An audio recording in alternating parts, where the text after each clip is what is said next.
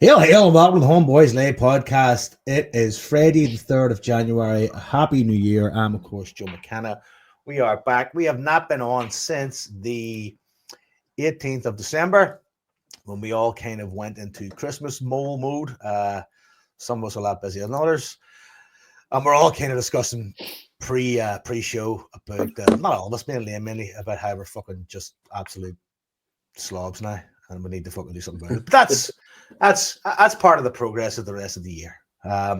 Joined as ever again by Liam Power. There he is. How you doing? You all right, Joe? I'm good. Happy New Year. I said to you this morning, I'm ready for a run this morning. First run I've had in fucking years, I'd say. And it didn't go too bad. So it's fucking another one tomorrow morning, another one the day after. Progress, not perfection. See how it goes. Had a salad for dinner. Inspiring but I'm also here drinking wine and fucking cider, so let's not get nuts about fucking the new year, new me. Jason Higgins is with us. Hail. Hail, bro. Are you good? Aye, no bad. It's good as good as can be. We're joined by a friend of the show, a man who's enjoying a lot in Europe with Shamrock Rovers. Jason Maloney, what's happening? Jason, you good, bud?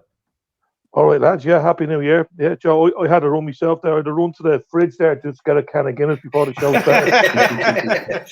Do you know what, though? I reckon that's going to be repetitive, and that's consistency we're looking for when it comes to the fitness regime, Jason, right? Just fucking back and forth. Don't let people stop you. You know what I mean? So no Marty Flynn or Scott McCrory tonight. Scott had a great idea. Here's Scott did. Scott said, everybody, hey, everybody, let's get together and get our passports, book flights, Belfast, go watch Celtic and Rangers game, Belfast, get everybody together, have a big fucking thing, get a fucking book at a room and all, we'll smash your hands, it'll be amazing. And then everybody did that, and then we fucking went ahead and got beat 3-0. So, I mean, I put it in the chat, I said, I hope you're fucking happy now, Scott, getting everybody together for fucking a day of fucking disappointment, just to watch him get paged. So he's not with us because he's gone dark. He sent one text today to the WhatsApp going, yo, which I think might have been a typo at this point because he hasn't responded. So we're out those two.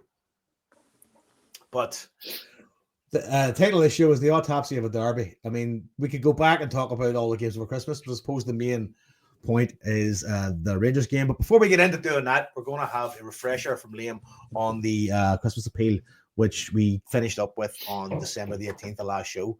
So, Liam, you want to give us another update there? Yeah. So, obviously, we did the raffle on the last show, like you said.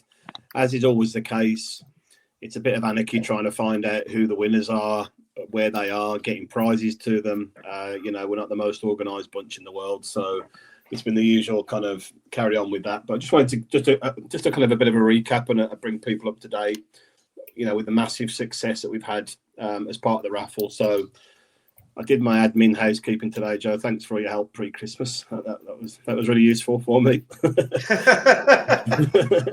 redone all the work now after Christmas, Joe. So thanks for that. Well, that's how efficient we are, Liam. We do it twice. We do it twice, mate, just to make sure. So we had 282 individual donations through the Just Giving link. And they totaled £6,510, which I think is incredible. Incredible generosity from all the listeners, all the people that donated. So it's a huge amount of money for us. So I just want to say a massive thank you again to everybody for that. Yep. Unfortunately, Just Giving do take just under 3% of all the donations and 35 pence for a donation. So we're expecting to get around 6,200 of that money. I've withdrew most of it now. I've got one more withdrawal to come, and then we had a £20 donated after I did the last withdrawal. So we'll lose about 300 quid of that, but still incredible for us. We had £1,700 thereabouts in the bank from last year's appeals. So with the money that we've got coming in, plus Dell and his amazing group also did a bonus ball for us and threw a few quid on top of that. They gave us an extra £650. So with the balance that we had and the donations, it takes us up to around £7,500. So that's, in fact, it's more than that, nearly £8,500. Sorry. So that's fantastic for us. We put 4,000 of that to use already. I think we touched on the last show who and where that money's gone to. not naming individuals, but just kind of the circumstances and the people that have benefited from that. So we've already gone ahead and done a lot of that work.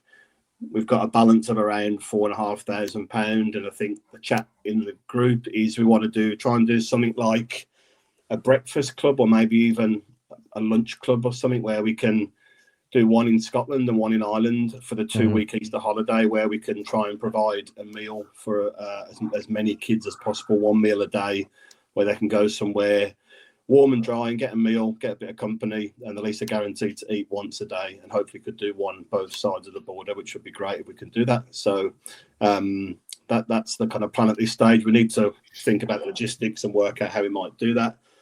We've got Wiley's incredible donations of concert tickets sitting as well, so we can obviously raffle those off near the time to raise more funds for what we want to try and do. So all in all, really successful appeal again this year, probably exceeded our expectations. We've put half the money to good use already to some people that really needed looked after over the Christmas period, and we hope that we can help a lot more people as well, kind of moving through the year, so it's not all condensed into one short space. So again, just a huge thank you from all of us on the show to everybody that's contributed in whatever way and helped it to be such a big success. I just want to jump onto the prizes, unless you guys have got anything you want to add to that before I just clarify who we're looking for. All you said, Liam. I mean, thanks very much, everybody. It's like, again, we said it with no expectations whatsoever, and we wind up fucking being blown away every single year. And it's again, I mean, like, up until I suppose close to Christmas, we were like, I mean, I was contacting you, going, listen, I need an extra €100 for this.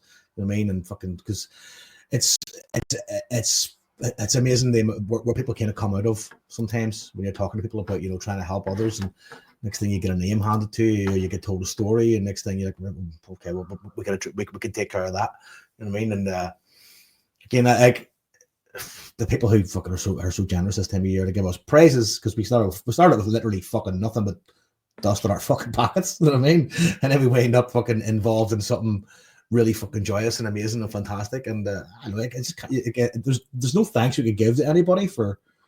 There's no competent way to thank people for what they've done, because, you know, it's very much just a passing on goodwill and making sure Christmas is enjoyable for anybody who's having a difficult time.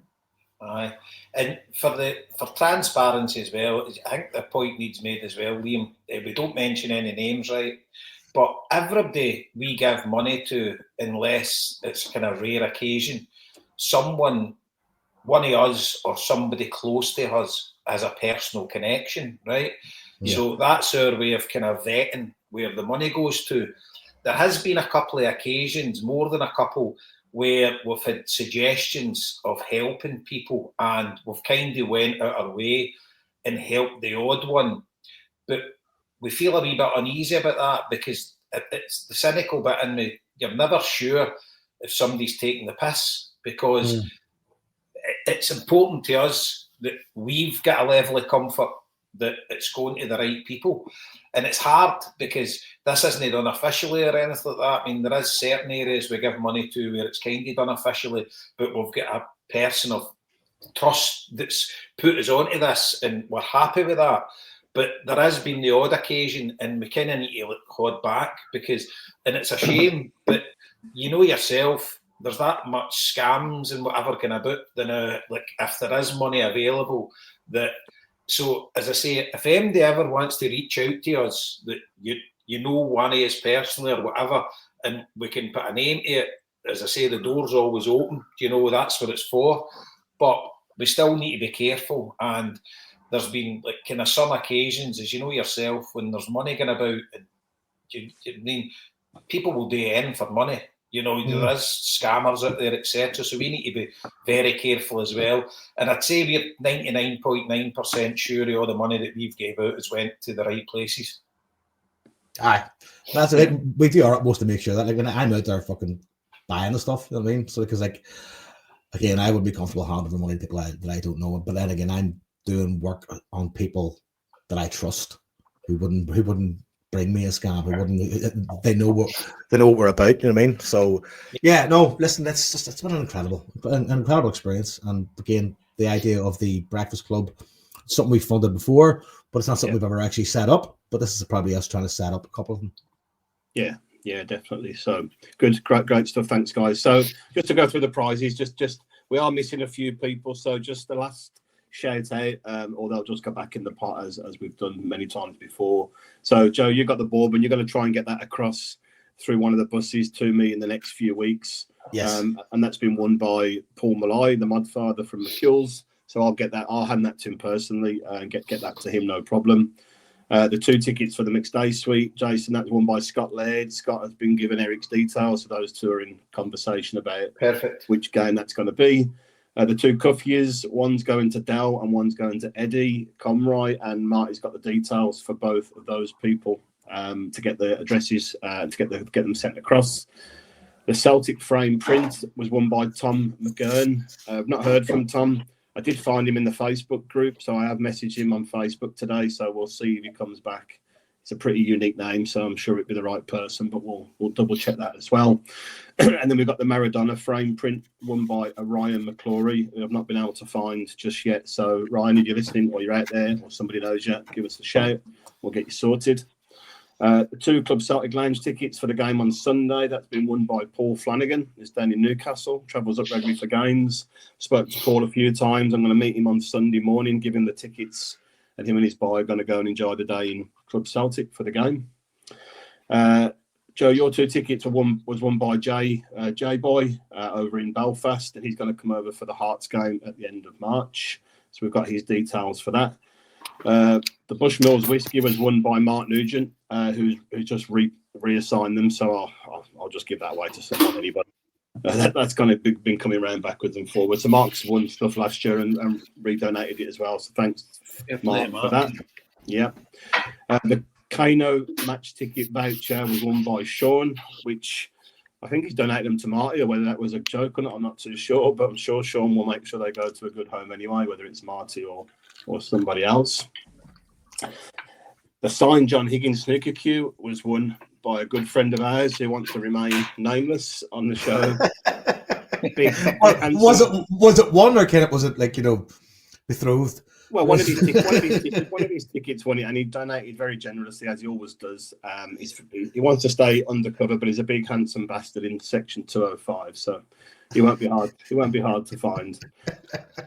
The Celtic tour was won by James Smith. I found him today, so he's down south. I think he's in Newcastle as well. He said he probably won't get up for it, but he's going to maybe give it to one of his pals to take his family. So I'm waiting for some details from him. That's a David McLaughlin tour. Just sorry, Liam's interject. If anybody listens to Restless Native podcast and Martin Compton, Big Davey got his letter read out there the other week. You want to go and check it out? Tells a great story. Good. Okay, good. We'll have a listen to that. The Club 67 lounge ticket for use at 2 games was won by someone called Gabain Selt, who's down south. He's a full-time carer, so can't make it up for the game, or games. So we've said if they're in a position to come up at a future point, get in touch with us, and we'll try and get them sorted out for another game. So that prize has kind of gone back into the pot, or a pot. £50 food and drinks voucher from Siobhan and Dave at the Admiral. That was won by Rory Crawford. I've spoke to him. He's coming over for the Young Boys game in January, so we'll get him to make contact there and use that on that occasion. The tequila and the German beers were won by Cologne Selt, good friend of ours. He was over for Boxing Day, but logistically it just didn't work out to get him to the prize. So we'll get that organised for the next time he comes across. Come on, Ross, you'll enjoy the German beers. Yeah, exactly. That's what he said. He was thrilled. 3 IPT subs. So Stephen Cannon won 1. I've got him set up and running, so that's all fine. And there's 2 others, David McBride and Tim Tooth. So I've not heard or found either of these guys. So again, if you're out there or anyone knows them, get us in touch. Mark McDonald won the men's Ray-Bans, and I've met Mark and handed those glasses over to him. And Jim Hedder won the ladies' sunglasses, and I've handed them to him as well.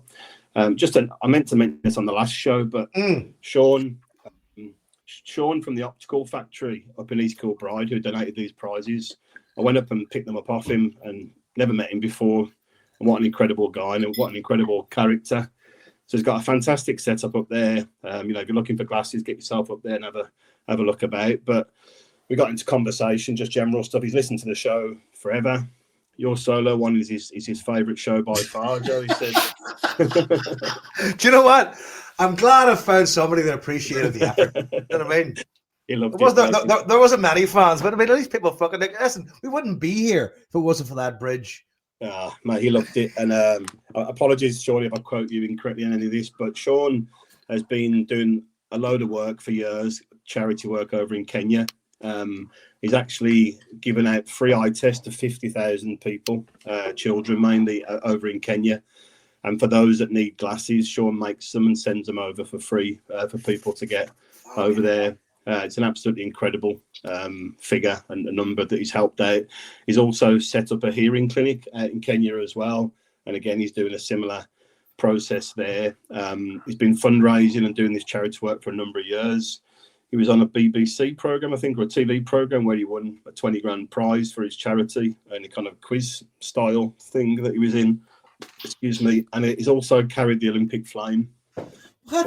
When it was in London as part of his charity work, he got an opportunity to carry the Olympic flame. So we need to get this guy on the podcast. Well, I did say that to him. I did say it, and he did say himself that that'd probably be a good idea. So maybe one of the down weeks, international weeks, we'll get him on and just have a listen, have a chat with him. So he has a few beers, enjoys the shows every week. So an incredible guy and hugely generous as well. And he was showing me some of the work he's doing with these, I think the Meta glasses or something. These kind of new, where they've got cameras in them and earphones and all sorts of speakers in them and stuff. So, but a great guy. So we'll get Sean on the show. Hopefully, one time he can tell us a bit more about all this charity work that he's done, which is outstanding.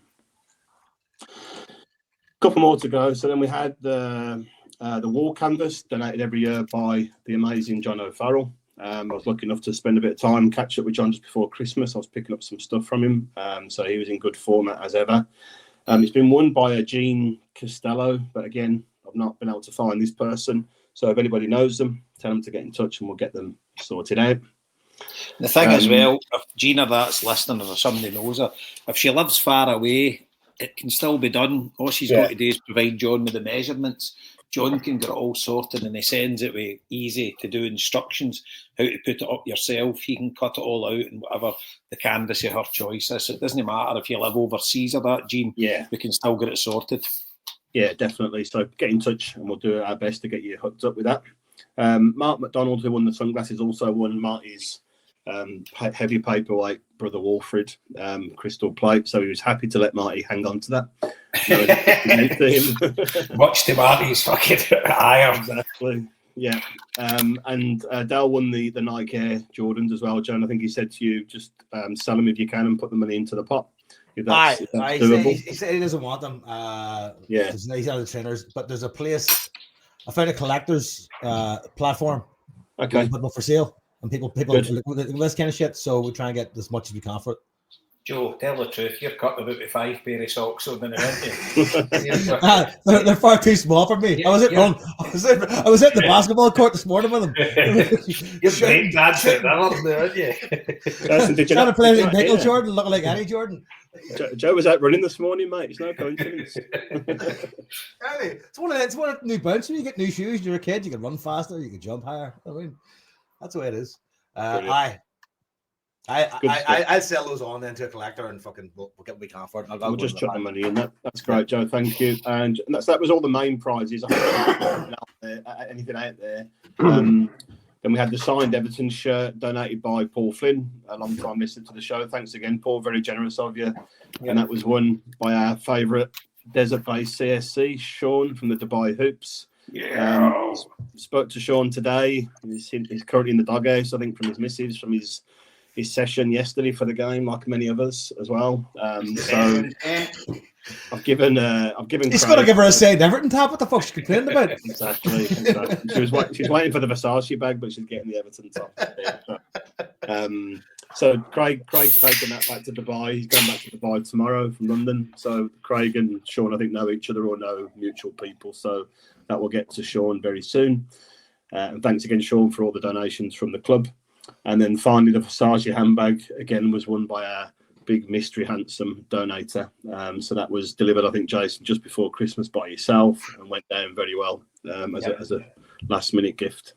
Aye, and the wee story behind it, it was Christmas Eve. It's Christmas Eve, babe. And he texts me, so I arranged to meet him. I met him outside for Park. Basically, he drove over and I went in, and he met us, and he's like, "Oh, fucking hell," he says, "I'm in the doghouse." He says, "I have to tell you that." He says, "I'm coming to meet you for tickets for the game." And she's like, "Fucking Celtics, how are you thinking about it? It's Christmas Eve. I've got hundreds of things today." And he's fucking picking up the Versace bag for her. So once Santa came, she was absolutely over the moon. So Josephine loved her bag. So delighted the big man won it. He always puts a healthy donation in every fundraiser we're doing. So I was delighted the big man won it. So happy days. Absolutely. So I think that's everything covered. I hope I haven't missed anything out. So our last shout out for people for prizes. After that, we'll just donate them or sell them or re-advertise them in a future draw or whatever. The Bushmills was given back to us, wasn't it? Again. Well, no one collected it last year, and I've still got it. It's still sat right next to me here. So it was given back to us this year as well. Yeah, from Mark Nugent. So that's getting tanned. Fuck that. Well, I'm not tanning it, so I'm happy to send it back. I'll swap it, Joe, for your fancy stuff, and you can tan it on the next show.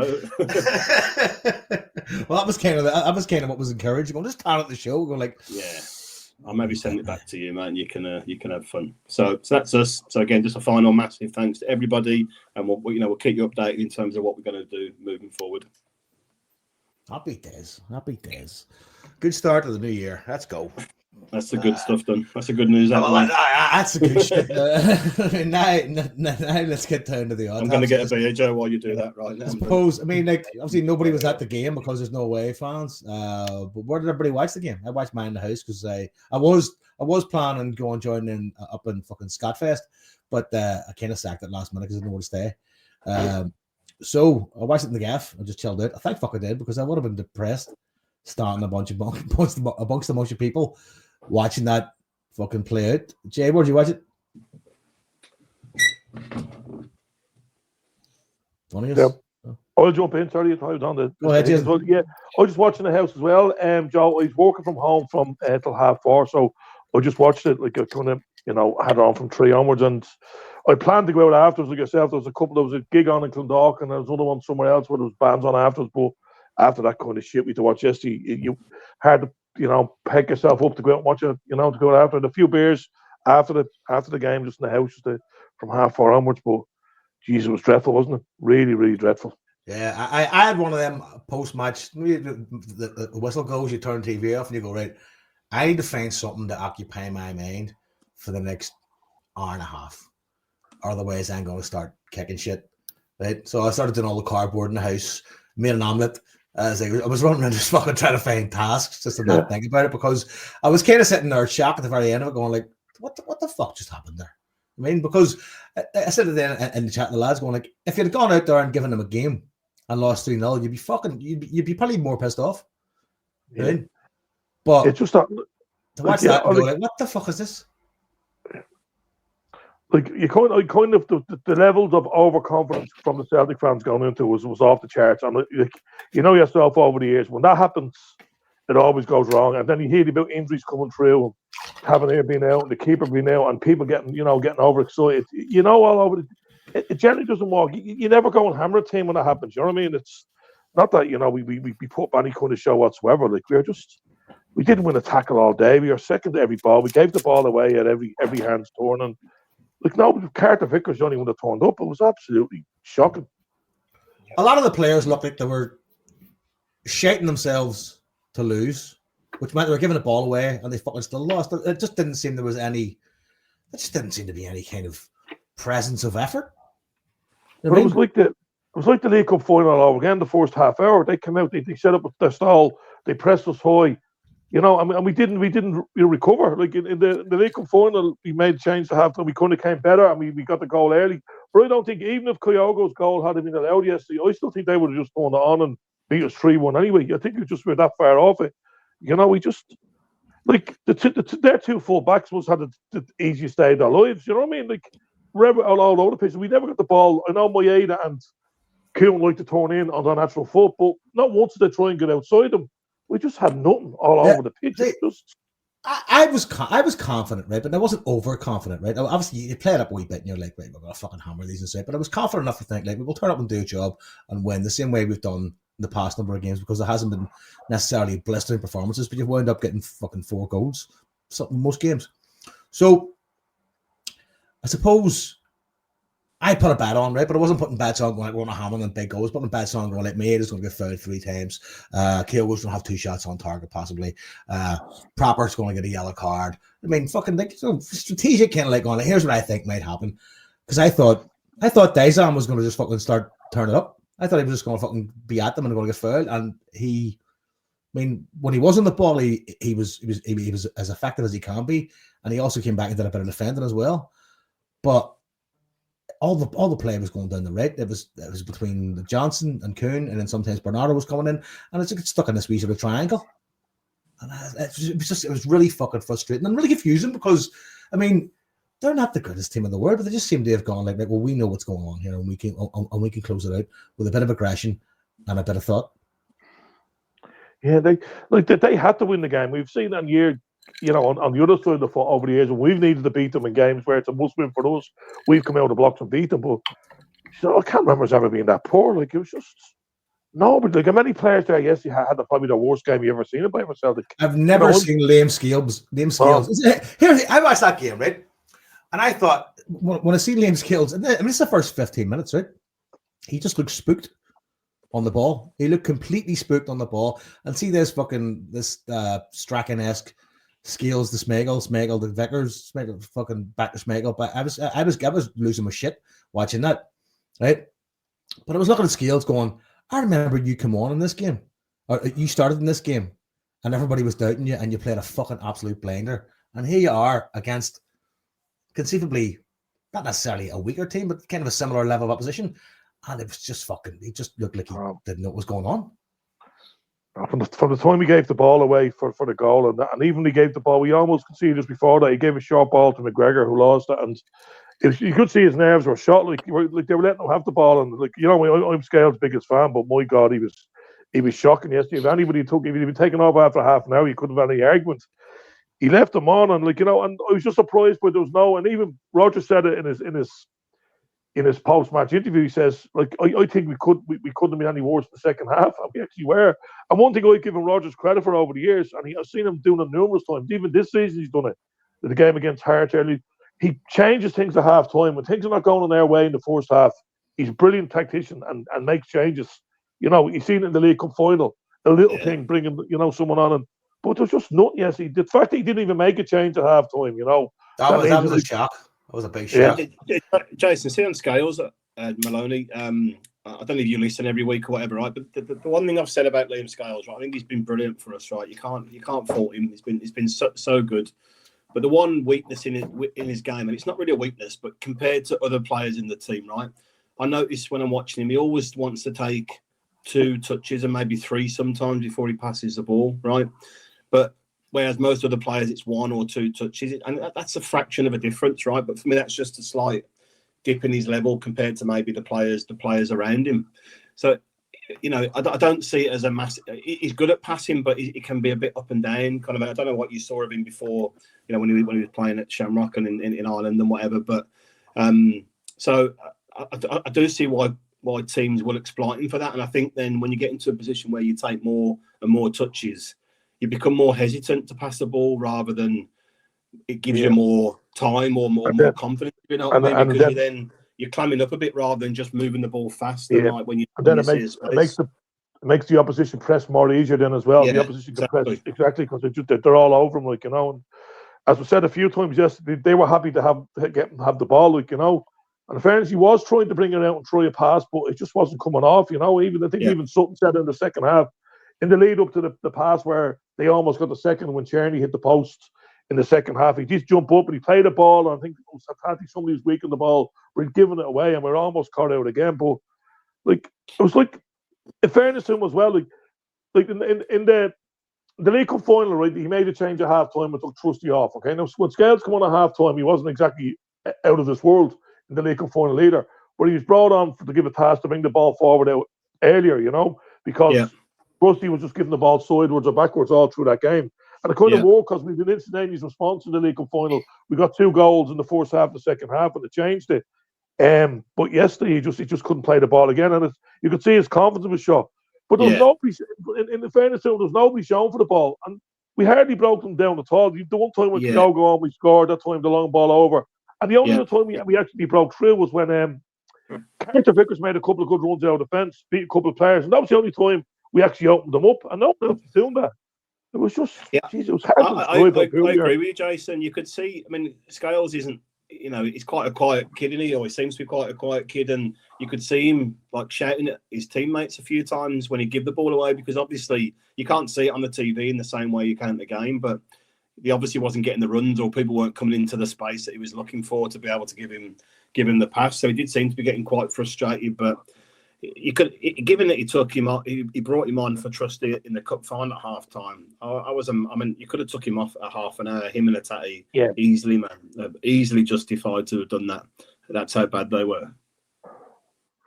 Yeah, definitely. There was no arguments. I was kind of cringing for him as the game went on, because I was kind of feeling sorry because we just knew his game was gone. His confidence shot, and I was just thinking he's going to do something wrong again, and he's going to get absolutely slaughtered. Well, he has been slaughtered anyway by Celtic fans, both today and yesterday, but he wasn't the only one there yesterday, He was pure, and his pure distribution made him, a focal point for a lot of the anger, a lot of the ire, but he wasn't the only one that pitch yesterday that underperformed, not by a long shot.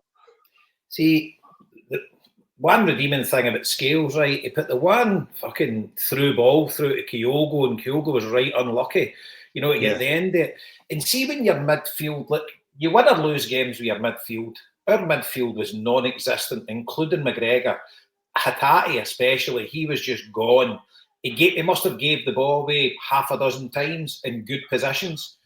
And they were just like headless chickens. They had no shape to them whatsoever. Bernardo was trying his best, trying to get down the right and link up, but they were leaving gaps. And as soon as they get the ball, they played the ball in the middle, and there was nobody closing them down. When we had the ball, they were all running us like flies running shite. And the effort that they put in was fucking unbelievable compared to the effort that we put in. It was fucking shocking. But see, the thing is, you need to adapt your game. And see, they balls over the back, we would have got joy because their defence was fucking hopeless. But we never put them under any pressure. And as you say, Jason, we weren't getting through the middle. We weren't making anything through the middle. So why don't you start playing fucking high balls over the back of them for Kyogo to run onto, or for Maeda to run onto? Fucking change the game up a bit, because when the ball was in the middle of the park, they were winning it and they were putting the fit in, and they were dirty bastards. But fair play to them, because see that wee Hadji and your fucking him that was a cat Raskin, they were fucking getting stuck in left, right, and centre. We were fucking shitting ourselves. McGregor, for instance, he gets a fucking booting for a pullback, and that's him in tenterhooks. Arguably, should have been sent off with a couple of chances and all. And they were just into everything. That Hadji was rolling about, but he was fucking putting the boot in. He was doing everything you want a player that plays with you today. Yeah. And we just didn't have anybody like that. See, another one, Alistair Johnson was fucking pathetic. Yeah. He was hopeless. To see the amount of times we gave the ball away when we had possession in the middle of the park. We were trying that through ball, and it wasn't even hard enough, and it was just a stupid ball. They were just setting in, intercepting it, and away they went. And the one for Scales was the worst ever. See if you watch it again. See the one Carter Vickers does the great, but 1-0 to them when he does the great challenge in the box. See Scales there. Oh Jesus Christ, man! You wouldn't want to watch that back again. He's actually came for like fucking a quarter of the way in our half, and he's fucking tracked the ball back. He didn't know inside and out. He didn't know where he was. And Carter Vickers got in and made the fucking challenge. But Carter Vickers is the only one that can leave that game with his head half held high. Schmeichel for their goal as well. What the fuck was he doing? It wasn't even in the corner. It wasn't even hard. He must have I think he dived quite late, didn't he? Yeah, he went through quite a bit. Aye, but it was. See, Kyogo wasn't getting any service whatsoever. So why don't you start playing the long balls? Scales did it once, and we fucking nearly get joy out of it. And it's like they just have to change it up, because our midfield was getting fucking overrun like it was nobody's business. It was shocking. Ataki was the main protagonist there because he was all over the place. Couldn't he keep a hold of the ball? He was just a fucking waste of a jersey. It was pathetic. And McGregor's trying to cover for him, and like you could see McGregor getting, but he gets that stupid booting, fucking pull back in the guy when it didn't look as if he was in any danger of doing anything. And then that's him in tenterhooks the full game as well. And it was just a fucking absolute disaster. I'll tell you, no complaints whatsoever. We deserved to get humped, and it should have been more than 3-0. Yeah. And see, another thing, you look at the possession stats. We'd 60% possession. It just shows you that's the worst fucking stat in the world. Seemingly, it said in the Sky, that's the most shots Celtic have ever conceded since the inception of the Premier League. Any team did not say no? Most... No. We've fucking... No, most shots Celtic's conceded. Okay. 24 shots, wasn't it? 24 shots was the record. 24. Yeah. Aye, it wasn't any team. Like you said, we conceded the possession so easy in midfield, and we were just gone then because you had McGregor as your holding midfield, and Tati was gone so far forward, and he was losing a lot of time, and Bernardo to a lesser extent. So once they retrieved the ball, they won it more times than not. Didn't even have to win it. The ball was given them so often, and then we were on the back foot.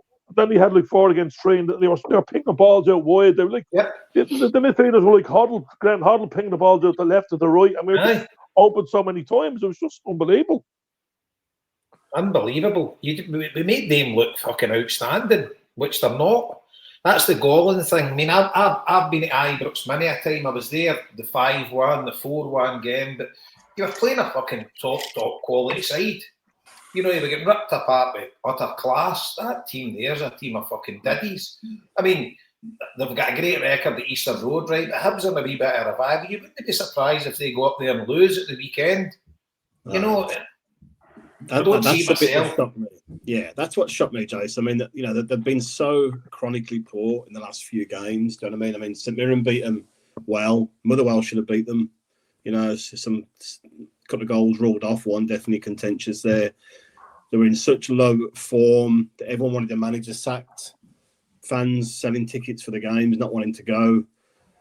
You know, Tavernier out and then Butland out before the game. And I know we've talked about complacency and overconfidence. I mean, I couldn't even get nervous about the game if I tried yesterday. I was supremely confident, not in an arrogant way, but I'm just like, if you take the names out of the two teams and you stack everything else up, we are so far ahead in this game in every aspect. Do you know what I mean? Form, ability, everything.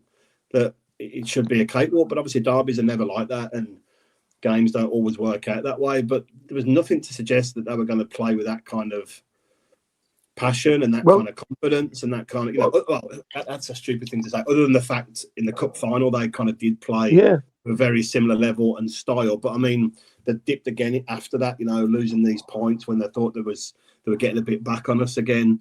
When I saw Raskin was a captain, I'm like, that's brilliant. He'll be sent off after about 10 minutes anyway. He's fucking hopeless. And he turned out to be probably man of the match for them. I don't know who got it in the end. And I was saying to people, two things I said to people in the pub. I went to Chapman's to watch it, and I said, I'm so supremely confident here, but at the back of my mind, I've got that Samaras, Paddy McCourt game at the back of my mind, you know, where we were completely written off and went to Ibrox and won that game, you know, out of nothing. That was kind of at the back of my mind. But I was also saying it's probably to our advantage this time that there's no away fans for the first time, because if they start bad or we score or whatever, the fans have got no one to turn their anger against, like no away fans. So the whole place will go up. But obviously the complete opposite happened. So I just didn't see any of that coming whatsoever, none at all. And I was still convinced we'd come back and win second half. We'd get a few goals. We'd do what we normally do. But it's so far off where we've been and where they've been. It was incredible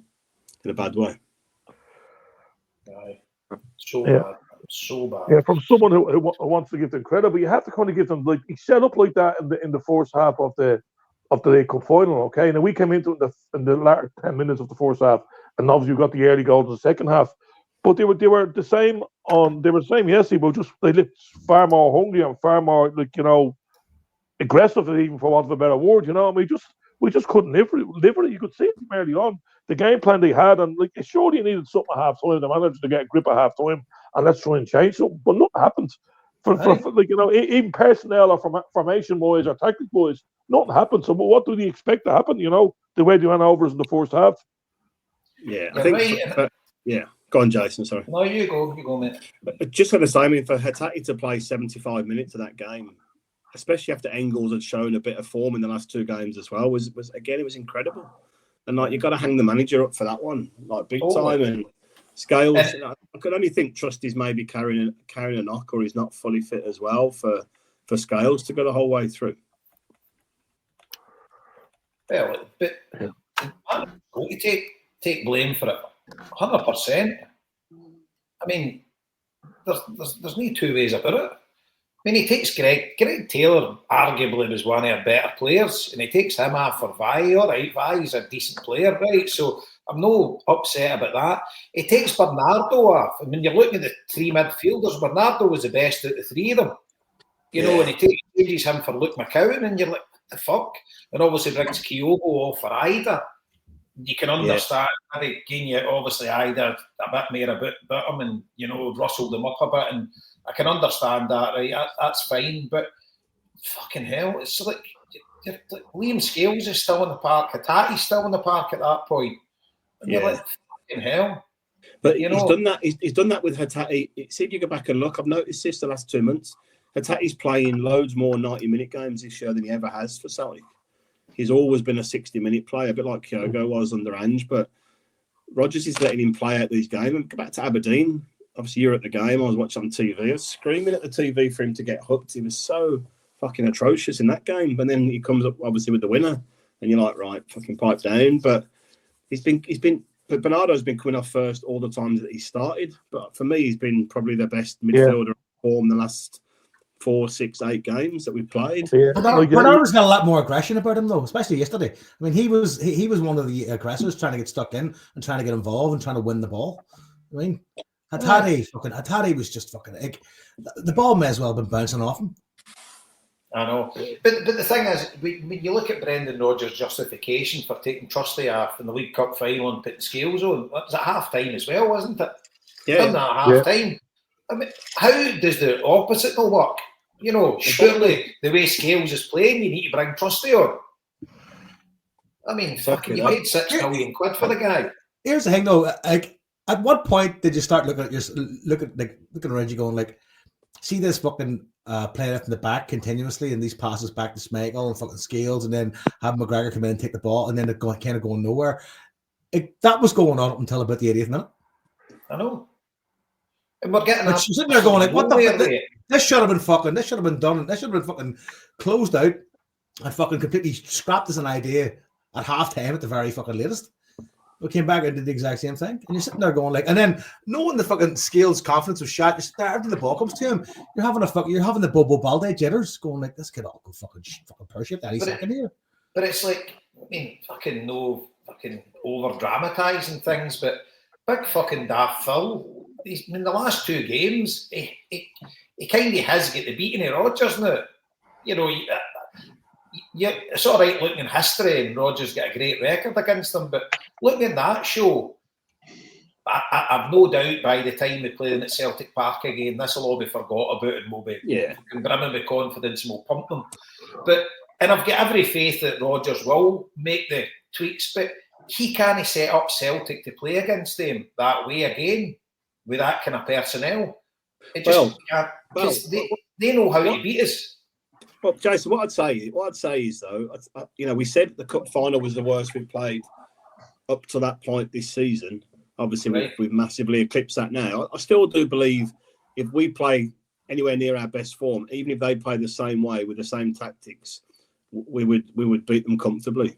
I kind of disagree, Liam. I think they've found a way of playing against us. It's that high press and fucking no giving us a minute to settle on the ball, and it's we can't deal with it. Yeah, we've got the players with the talent to deal with it. We're just not been decisive enough, or confident enough, or fast enough. I don't think we've got the ability to deal with it. That was my thought process as well. We just need to play well, and we'll beat them. And we were absolutely hopeless. But I think you've got to look at the reason why we were hopeless is they didn't give us any time in the ball. They were overrunning us at every turn. Right, okay, if Hatate was playing better, but he didn't. And the manager didn't do anything about it. We've got 3 in the midfield with only one of them that's a defensive midfielder, right? They're coming at us like a train.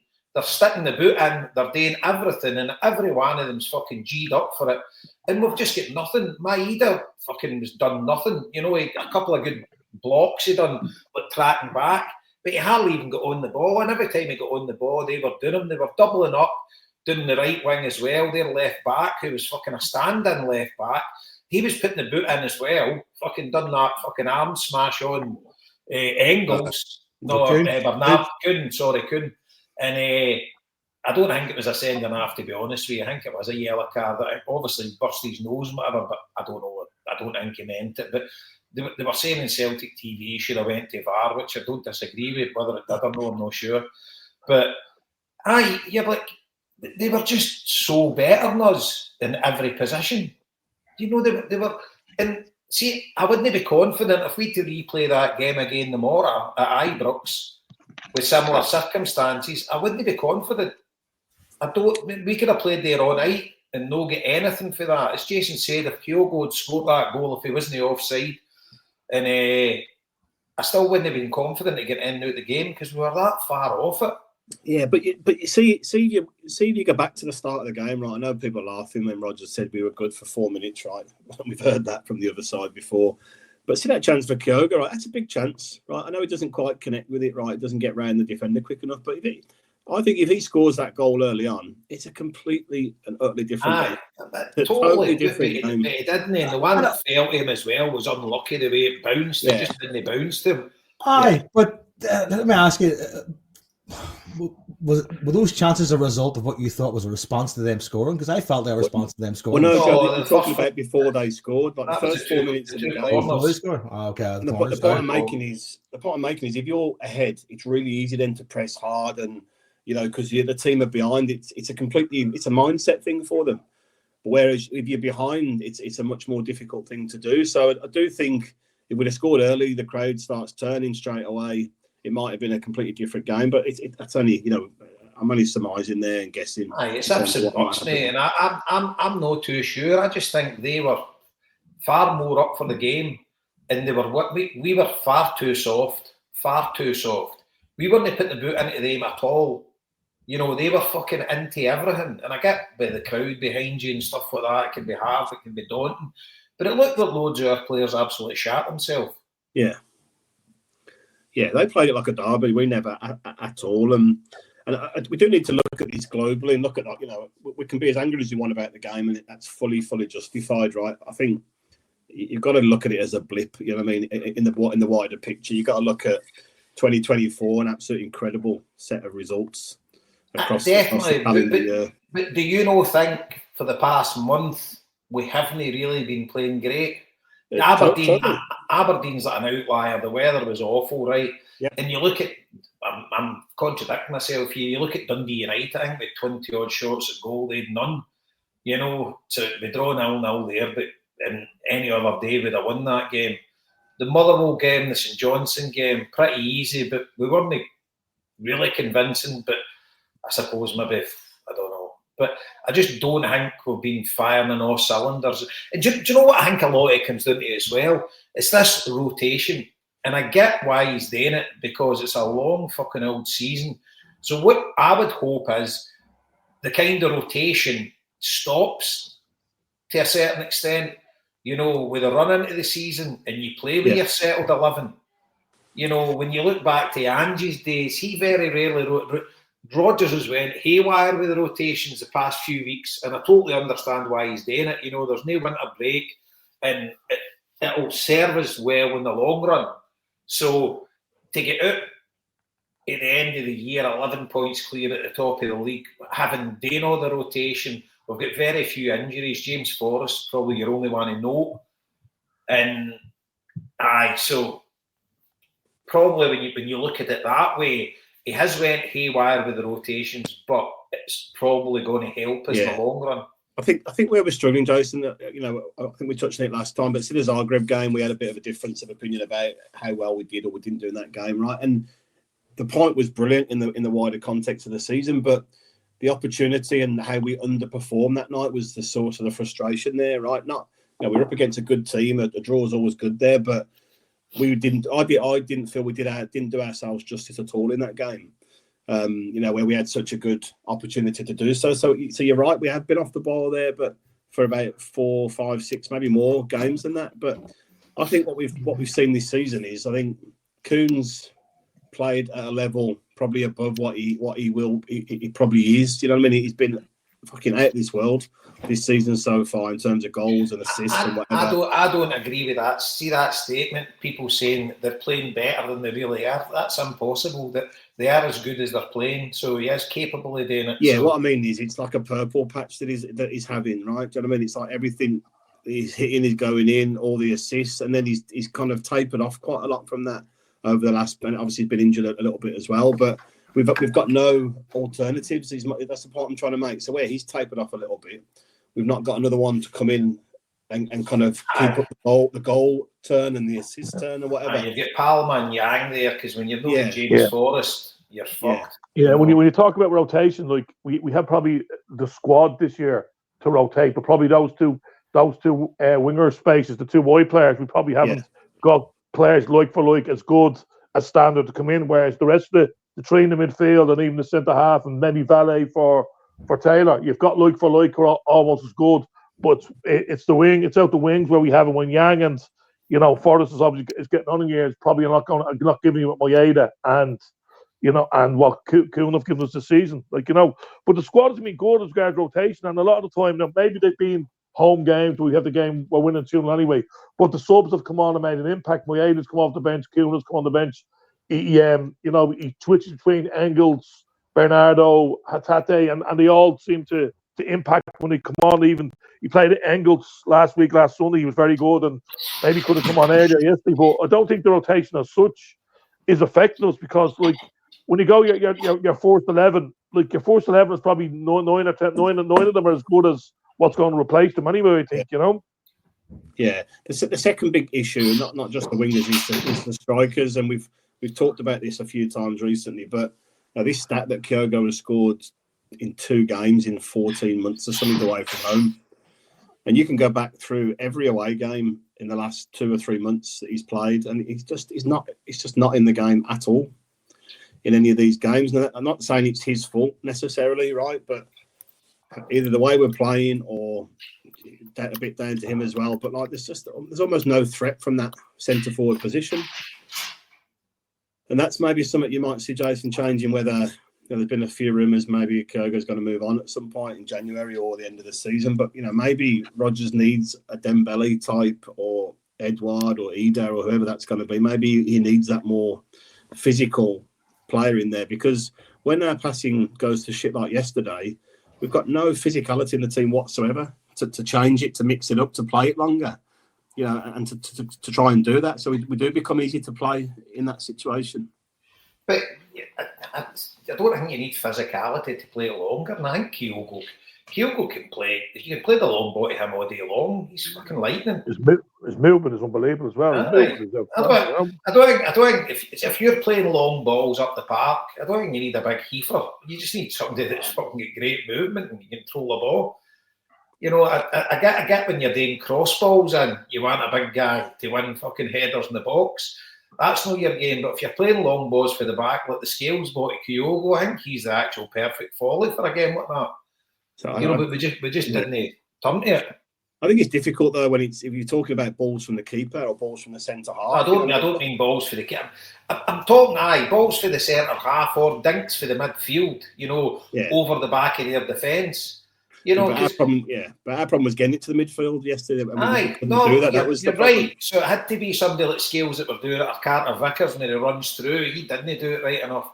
But somebody with a decent pass on them, but they were just fucking awful. That used to be Hatate. I mean, the last person I can think of that was really good at taking the ball over the back lane would have been Turnbull.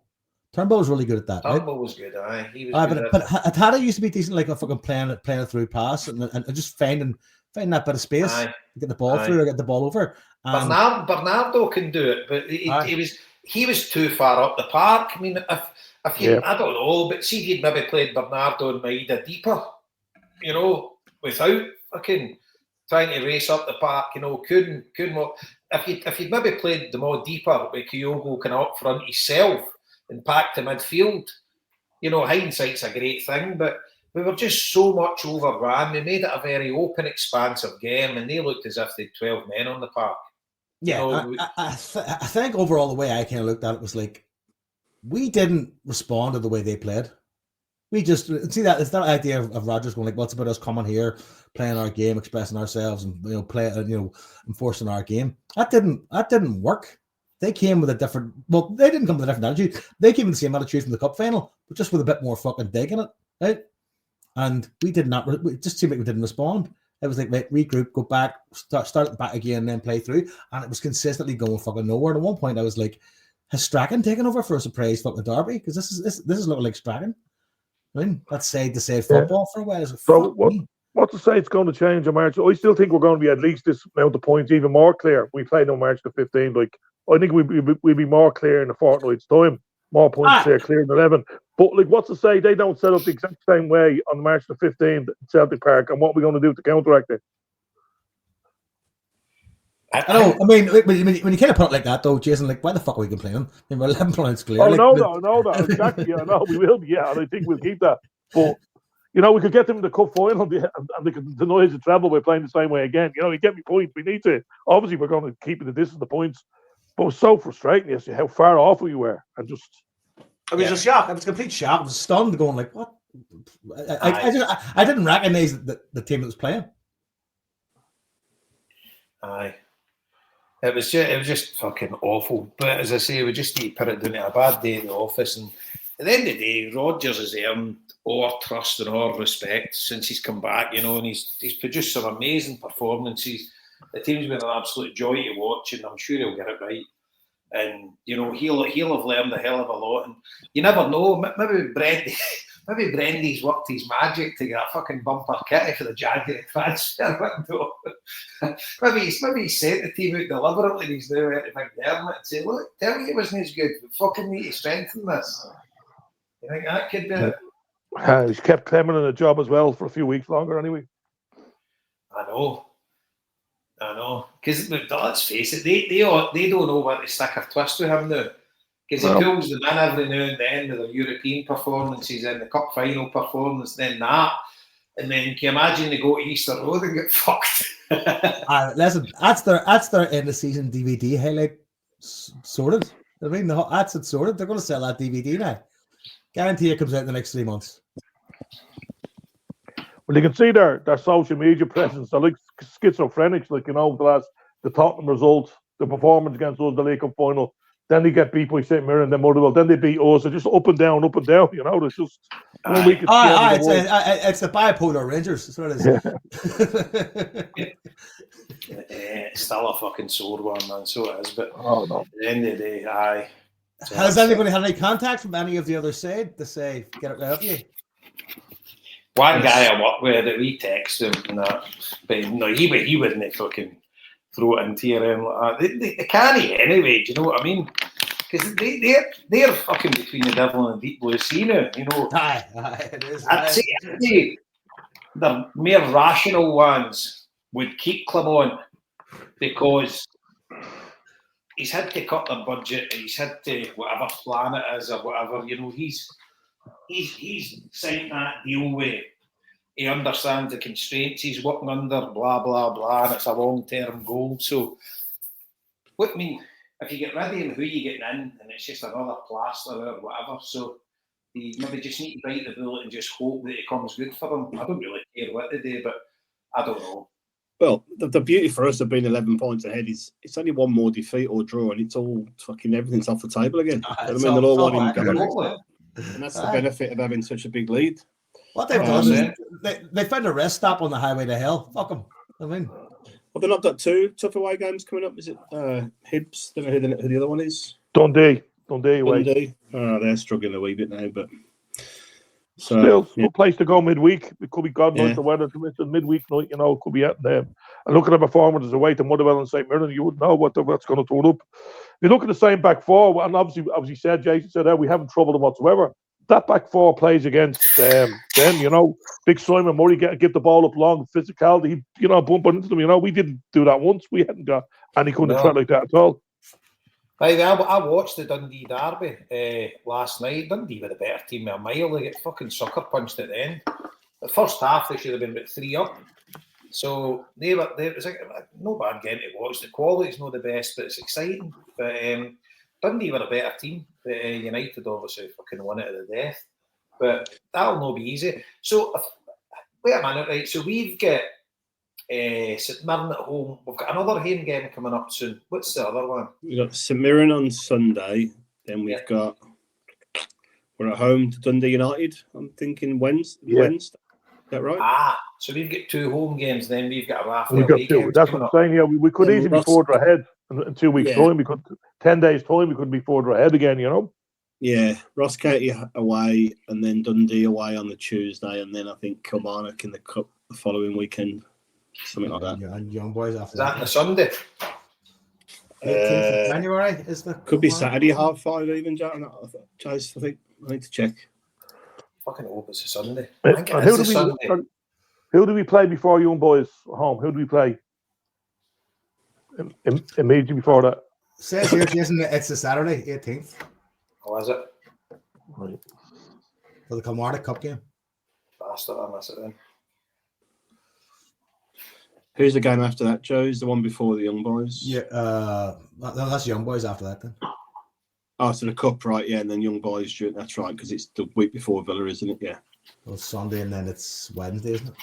Right. Yeah, then Dundee at home and then Villa away. There's no winter break at all, no? There's no break whatsoever? No. Fucking hell. Yeah, a lot of games, isn't there? It's flat out, like, fuck me. Yep. Aye, so it's Kilmarnock, then it's Young Boys, then Dundee at home, then we're away to Villa. Aye, Villa are close at the fucking month. That's so many games is that in 1 month? Jesus Christ, how long? 2, 3, 4, 5, 6, 7, 8, 9 games in 4 weeks. I suppose the other thing is everyone's probably looking at the Young Boys game before yesterday thinking, let's fucking shoot it in, do you know what I mean? We've not got a point yet.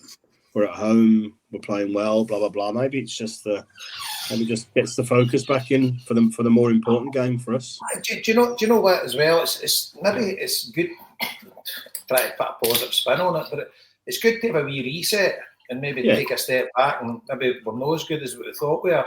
And look, you guys, you need to put fucking some serious graft in here because there'll be changes, I'm just looking at this here, right?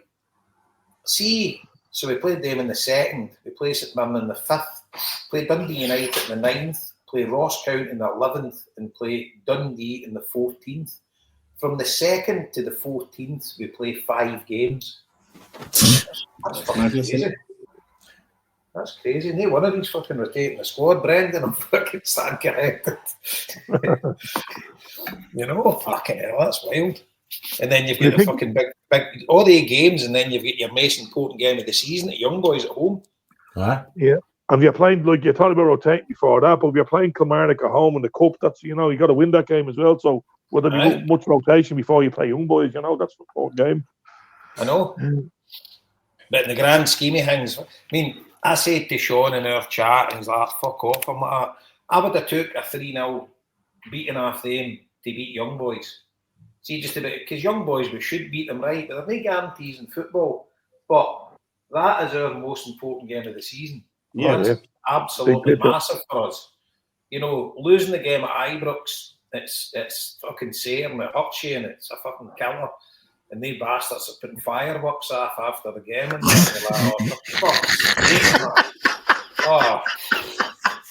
Did you know what it just took me back to COVID times? Sitting in the house watching it, just fucking be locked in here, Did you see? I was in a chat and somebody put up the lineup from the fucking game at Ibrox during COVID. It's like Celt, and I was like, fuck me, remember that? It wasn't that long ago. Aye, so fucking hell, but aye. I mean, if we win the 5 games, 4 league games, the cup game, fucking happy days. They're no winning the next 5 games. No. Well, 5 of those 9 games we have in January are at home. No, maybe in January, but no, the 5 in the 12 days. 3 away. No. Three away, 2 at home. There's 2 at home, but I'm saying over across to January. There's out of the 9 games that is in January, there's 5 of them home. Aye, but right enough. We played fucking Motherwell on St Stephen's Day, and then we played St Johnstone there. So we've had we've had a lot of home games as well. Yeah. I know.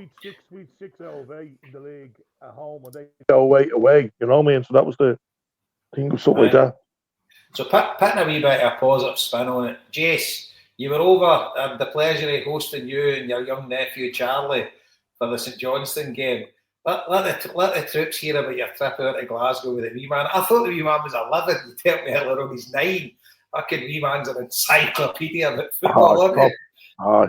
They're all like that now. They're playing FIFA and getting matches. Yeah. So I brought him over. I had him over the Huns game in August. We won 3-0. Obviously, that was a great one to step him off. So I thought, now it's going to be an anticlimax after this. So I just said it to you because the fact that I had him early on doors in Glasgow was a chance to get in and get a drink in the bar, beforehand, because it's not many pubs around that I'll let the kid in, So fair play, Jay. You came across with the club Celtic tickets. Well, we come over on the Saturday, flew over the Saturday, and I just told him that we're going to the stadium. We're staying out in the Holiday Inn on Riverside, so not too far away from Parkhead, not too far away from Grayson. So I told him we had to go up at 6 o'clock. We only get in about 5 o'clock, so we have to go up at 6 to collect our tickets at the stadium. But I was bringing him to the tour of the stadium, and I hadn't told him. So I brought him up, so we're only collecting tickets, and he was delighted. He was buzzing, so we brought him in for the tour of the stadium.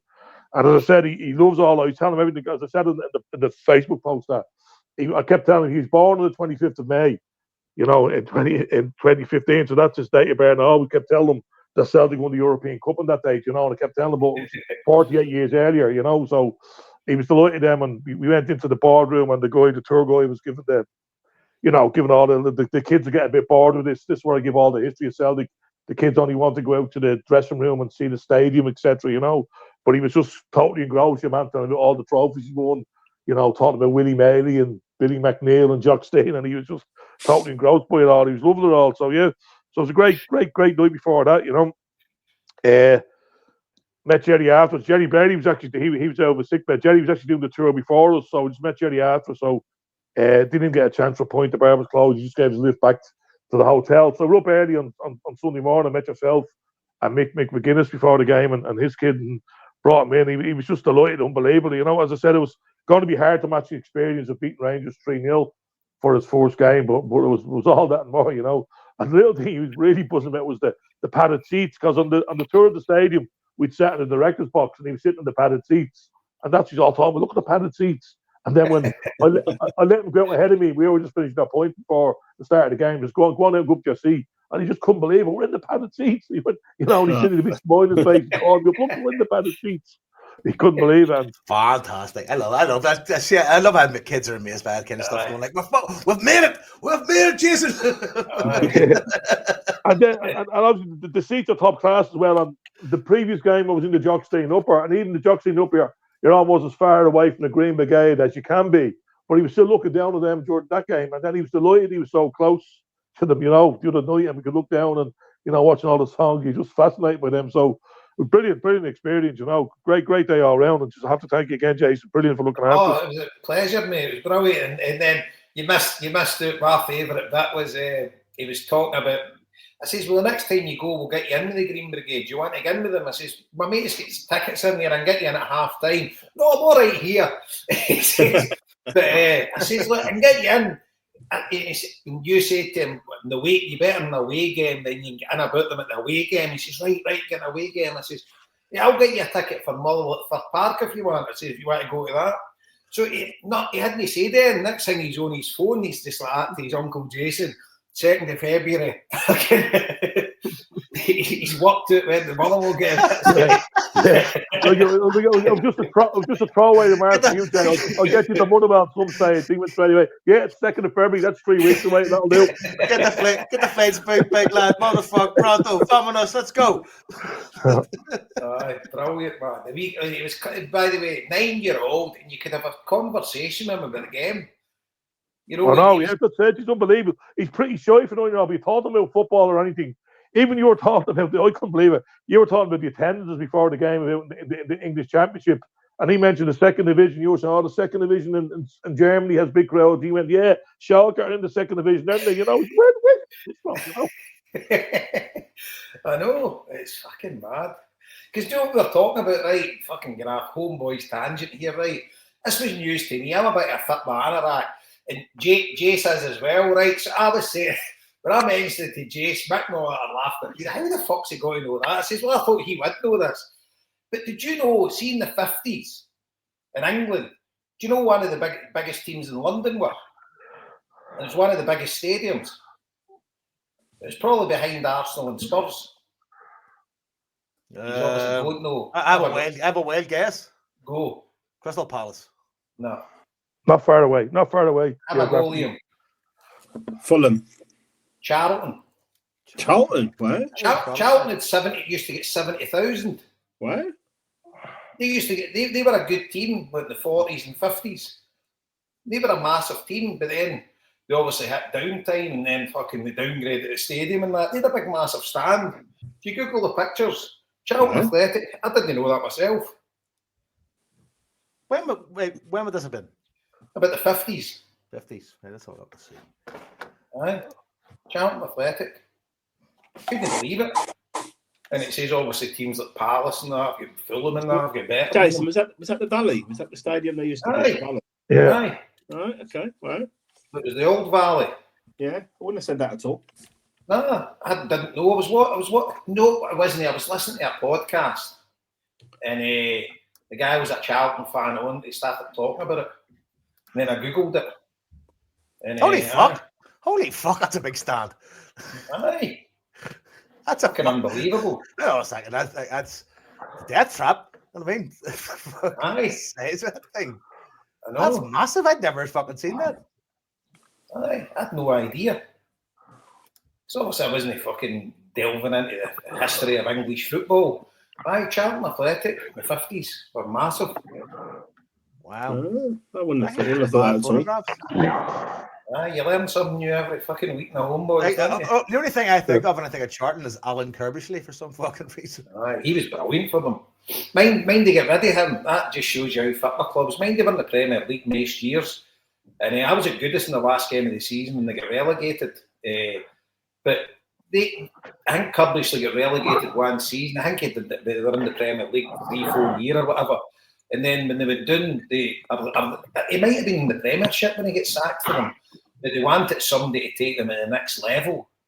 And I'm like, wait a fucking minute, you're Charlton Athletic, but I didn't realise the history of the club. But aye. So went a bit fucking Pete Tong for them now. There you go. There's an aerial photograph here. You can kind of see why it's called the Valley when you look at it. Like it kind of slopes down. Aye. There you go. Listen, you get history on this podcast too. For fuck all. Free. Fuck she. Jason, you picked a better game to bring him to anyway. The Boxing Day was a bit of a, I know it was 4-0, but it was a bit of a sluggish affair all round, and it wasn't much to get excited about. Aye, the crowd was a lot more up for it. The St Johnson game, but the Motherwell game was odd, but because Kettlewell was moaning about fucking refereeing decisions and fucking whatnot, and then when you look at the stats of that game, Celtic had fucking 23 shots to their 84% possession. You know, but it was fucking definitely a lackluster kind of first half.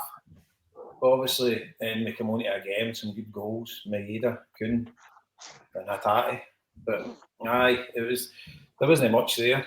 But aye, good. At the end of the year, moaning about a 4-1 win. You know, fucking. Yeah, no, it was just a bit flat, wasn't it? I think we were noticeably a lot better in the second game, the St Johnson game. Obviously, a bit of a weaker team, but. You know, I think you were seeing a bit of return to form from Kuhn. I thought Engels was pretty decent in both games as well. He's well of late, aye, definitely. A bit more like his old self. So, yeah. It's a bit. What do you think? What do you think he'll do team-wise for Sunday then? Much change coming in? I think so. I'd expect to see Trusty back. Yeah, I'd say so. Yeah. I would think so. Maybe KT at left back. Well, here, this is the next thing on my invisible list. We're not in the know. Other people apparently are in the know. But I mean, all we're hearing online is 2.5-year deal or 3-year deal. Advanced talks could be happening fucking ASAP. Yeah, it's the rumours are suggesting that we're trying to get the pre-contract tied up first, and then negotiating to get him in January. I don't know if that's the right order of events or not. Sounds sensible. So the idea is like a loan to the end of the season, and then just. Well, if we sign a pre-contract with him, then we just deal with his contract from the summer onwards, and then there's not much benefit to Arsenal keeping him for 6 months if he's already signed a deal elsewhere. So I guess we would negotiate some price for him maybe, and maybe half his wages with Arsenal for 6 months or something along those lines. I don't know. Well, put it this way, I think without knowing the ins and outs of it, Arsenal will try to recoup as much as they can, but the ball's in his court, and if he's no willing to go anywhere else for the 6 month period, then Arsenal's kind of hands are tied. So do they take 30-40 grand for us for a 6 month period to recoup some, or do they just let him sit on the bench? You know? I guess, again, not knowing anything about it, I guess from his perspective, if he stays in his current contract for 6 months, it's a lot more wage-wise before he moves into this new deal with whatever that is with Celtic. So makes sense from his perspective, or do they just kind of try and come to an agreement and buy him, essentially? Rip the contract up, and then just sign for us in January, who knows? Magoo, he doesn't, I don't think he knows much, but the rule in our group chat with Magoo is you don't ever open up any videos that he posts. Nothing. Correct. Right. So fucking, or Tesco discount codes on Christmas. Anything that he posts that isn't just a chat, you just fucking ignore it. But he stuck a post on this morning to our chat, and then Sean's like, is that a subtle hint? I hadn't even looked at it. I just obviously just scrolled by it. But it was from Les Miserables in concert, and it says, "Bring him home." So I think it's fucking, surely it must be fucking a done deal. Listen, I'm not downplaying Magoo's importance, but when Fabrizio is messaging out today saying it's nearly there, then that's what I replied with. Just we had a little bit of chat about this on Sunday, Jay, and I sent the nephew Fabrizio Romano's tweet today, sent it on to the nephew. He said, "Sure, I heard that last Sunday." He said so. That was 5 fights again. It's in the loose top.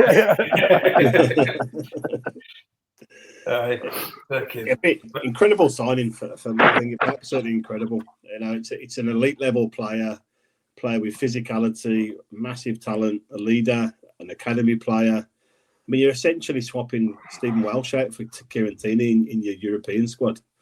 It'd just be incredible for us, and potential captain in a couple of years' time. You know, all this sort of stuff. So I'm mega excited by it. He can't play until playoffs, so can he? No. See, is Stephen Welsh, is he away to Belgium? No, but I think that's the strong chat, isn't it? So I guess that in terms of I think you can swap 3 in the squad after the league games are finished. So I think that would just be a straight swap for that kind of. He wasn't on the bench on Sunday. That's what I thought. I says bring, because he played actually all right when he played. Yeah, you know? I'm not sure the benefit of loaning him out at his whatever age he is now, 24. You know, like if he's not really going to make it with us, so why not just let him go and get a career somewhere else? Well, it also brings in the question that Greg Taylor conundrum. He's out of contract in summer, and it's January now, and the rumours are there's people looking at him. Zagreb. Well, do you know, I found that extremely weird, right? Dinamo Zagreb, what kind of wages would they be paying? Is that where the chatter is? He's going there. That's what I've read. I mean, that's been heavily reported that Dinamo Zagreb are in talks with him. It's the first I've heard there. It's been all over the media. Whether there's any legs to it, I'm not too sure. But I found that awfully strange because they don't really. He'll not be on a great wage with it. I mean, my thoughts on it based on fucking nothing much bar what I've known with other players that came to Scottish clubs, etc. He'll not be on a great wage at Celtic. Compared to us, he'll be on a great wage. But for a football player at the peak of his career, he'll be on less than 10 grand a week, I would reckon. Maybe 8, 9. Would you think so? I was going to say about 10. Maybe a sports deal. I reckon his first deal would have been about 5, probably. Because he would probably own about 1,500, $2,000 a week with him. His first deal maybe would have been about 5, with the promise that if you make a thing, they will give you a new deal. And his next deal would have been 8, 9, maybe 10. I don't know. I don't know. I've just googled it there, Jason. It says that he's on 15 grand a week. The first response. I'd guess 12 to 15. Yeah, that's what I guess. Would you think so? I wouldn't think so. But maybe it might. I don't know. I put it in Google, so how accurate it is, I'm not sure. But I would be thinking Celtic would be kind of lowballing him. You know, but that's just my thoughts. Yeah, the chat I heard was he was going to America. His missus is American, or his missus is family or something, and that's where he was heading out to. I don't even know where I heard that from. That's not a bad move for him at all. I mean, that's good money. It's good lifestyle. Fucking why not? Oh, aye. I mean, because this is his last big deal. Aye. You know, he's got to do what's right for his. I've got no doubt. See if Celtic offer him good money to stay, I'm sure he would stay. You know, for what he's got, and he's been great for us. He's been brilliant. He's popular there. You know, he's playing at a level he probably thought he wouldn't get to. He's in the team almost every week. You wouldn't think this would be a hard one to get a deal across the line, would you? Unless there was something else influencing it. I think it'll be sold into money, Liam. You got to weigh. I mean, someone like him, you got to weigh options. Like if they say to him, say he is getting 15 grand a week, say they offer him 20, he might go to America and get himself. I'll tell you, 60. Who made him at Celtic? Ange taking over Celtic. That's how I made him, into the Celtic player he is. I think playing him that inverted fullback role really made him player, definitely, and kicked him on and changed the attitude of an awful lot of our fan base about him as well. I think it was brilliant for Taylor, without doubt, in my opinion. Aye, no, I would agree with that, definitely. But the thing is, I think Rodgers would want him to stay, even if KT comes back. I think Rodgers would love to have the two of them, fighting out for that place. But you wonder whether maybe in the background at the club, if they've got an inkling KT's possible, then maybe they've been a bit less reluctant to give Taylor what he's looking for. But then you're probably going to lose Vi at the end of the season. I don't see much chance of him staying, although you never know the fucking financial mess Barcelona are in. But so, I mean, if you could keep Vi, that'd be brilliant. But you need two, and if Taylor leaves and Vi leaves, and you're getting KT in, and obviously injury prone, you never know how that's going to go. Fingers crossed that won't be an issue. But you definitely need two, and you can't. So you would need to go and sign a left back alongside KT. Sorry, just on Stephen Wells thing, isn't that called that young lad Dane Murray from his loan at Queen's Park? Let's talk about it. Yeah, let's talk. They have. Aye, seemingly, yeah. But did we not have a Boy Matthews or something that was a left back that was pretty hot prospect? He's gone out on loan. Not sure. Because that's what you really want, don't you? Want to try and get. Aye. All being well, KT will be playing 30 to 40 games a season. All being well, obviously with the injuries, but so you're going to struggle to keep a really top player in that position. We've got Ralston on the other side, but so it'd be good to get like an academy player if he's good enough to get him through. If KT does come back, do you think that's more likely to happen because Rodgers is there than not because of his relationship to force him around? I don't think so. I think he just wants to come back to Celtic. Obviously, Rodgers would be a massive part in it, but I reckon he would have come back with anybody because when you hear him talking, he says he owes his life to Ronnie Dyler. He says because he's the guy, that moulded him into the player he was. He's the guy that gave him, made him a first team regular and put all his faith in him. So he always says you can't say anything about Ronnie Dyler. That was the guy. So, but obviously, a good relationship with Rodgers but I just think he's Celtic daft when he wants to come back to Celtic. Of course, yeah. I think in that clip I sent you, Jason, I think he kind of said Rodgers taught him how to play the game a different way, didn't he? I think it was much more in that regard, whereas Dyler had given him his opportunity, but Rodgers really developed his mindset and his kind of tactical side of the game. Aye. Well, definitely. Come on to some player under Rodgers, didn't he have? But he ran him into the ground and all. 70 games a season or whatever, 70. I don't know how many games he was playing, but he was playing 90 minutes every game, fucking up and down that wing. Oof. But what a player he would be if we can get him. I think we will get him. I think there's too much. Unless something goes fucking pear-shaped with contract negotiations or whatever, which is always possible. But you would think, I would be absolutely over the moon. Surely Sociedad will run back now. Well, they had a contract on the table from them. They withdrew it once he got injured at the Euros. So, but I think he's totally zoned in. He wants back to Celtic. You know, he's done his bit. You know, he's made plenty. So this is now, and he's still 27. We can get him back. That's him for life. No, that's true. You know, sorry, Jason, you go. Well, you go ahead. Go ahead. Well, I think as well, you don't realise how much you miss something until it's not there.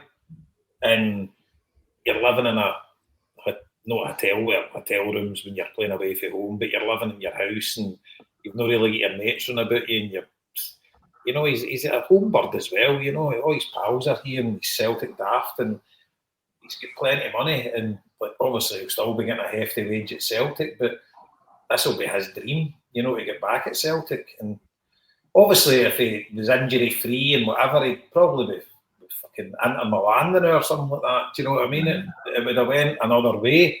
But the circumstance and whatever, you know, he's obviously getting to the end of his tether at Arsenal, and they've not took the year option, so he's out of contract at the summer. And I think he's old and wise enough now that the ball's in his court, and he won't be dictated to where he's going to go to, and he's got all the power. Yeah. So if he wants to come back to Celtic, as long as Celtic's willing to have him, then it'll be a done deal. Yeah, the fact that they didn't take up that option, that's massive for us, because if it was 18 months still, it'd be a struggle, do you know what I mean? Because if he went on loan somewhere for 6 months and hit it off, stayed injury free, it'd be hard for us to get back at the front of the queue then, wouldn't it, for him? So that's come at perfect timing for us just while he was getting back from injury as well. So fingers crossed, mate. Do you know what I think about? It's the type of signing, just say we are miles behind Rangers and they're in the middle of a good run, and he's like one of these signings that you'd make, just give a boost of support, do you know what I mean, to get support back online. But the fact that if he is coming back to make that signing when we are in such a position of ascendancy, it's just brilliant, top notch, you know, kicks us on again, you know, it's brilliant. Big time. And you can see another good signing coming in January as well. I know it's not the best transfer window, but I can see them signing somebody else. You know, I think they're definitely going to sign an attacking player, like a winger or wide forward. And it's definitely the modern way of playing. Jason, you won't like this, but I was watching Match of the Day, whatever, the other day. Liverpool was on, and they essentially just got 5 centre forwards that play in the front 3 positions. They're all interchangeable, aren't they? They're fucking incredible. Like, they're all top level strikers. None of them are wingers, and I guess Maeda's, I don't know, is Maeda a winger or a forward? I don't know. It's hard to describe what Maeda is. He's incredible. Kuhn's like your old-fashioned winger, but again, he plays like Salah as well, doesn't he? In that position where he cuts inside all the time. Very rarely hits the byline. Always cuts in his left. Yeah, always cuts in. And I just looked in the chat there as well. So, Jason, the question for you.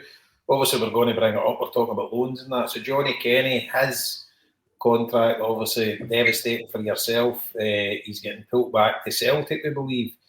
What do you think the chances are of him pushing for a starting, well, maybe not a starting spot, but what do you think of maybe splitting Ida and Kyogo or getting a chance in the team? Well, if we had this conversation with you 12 months ago, I was actually thinking about this as you were speaking there. I'd say he was pretty well off the Celtic standard. Like, you know, he signed a long-term deal, became Sligo Rovers.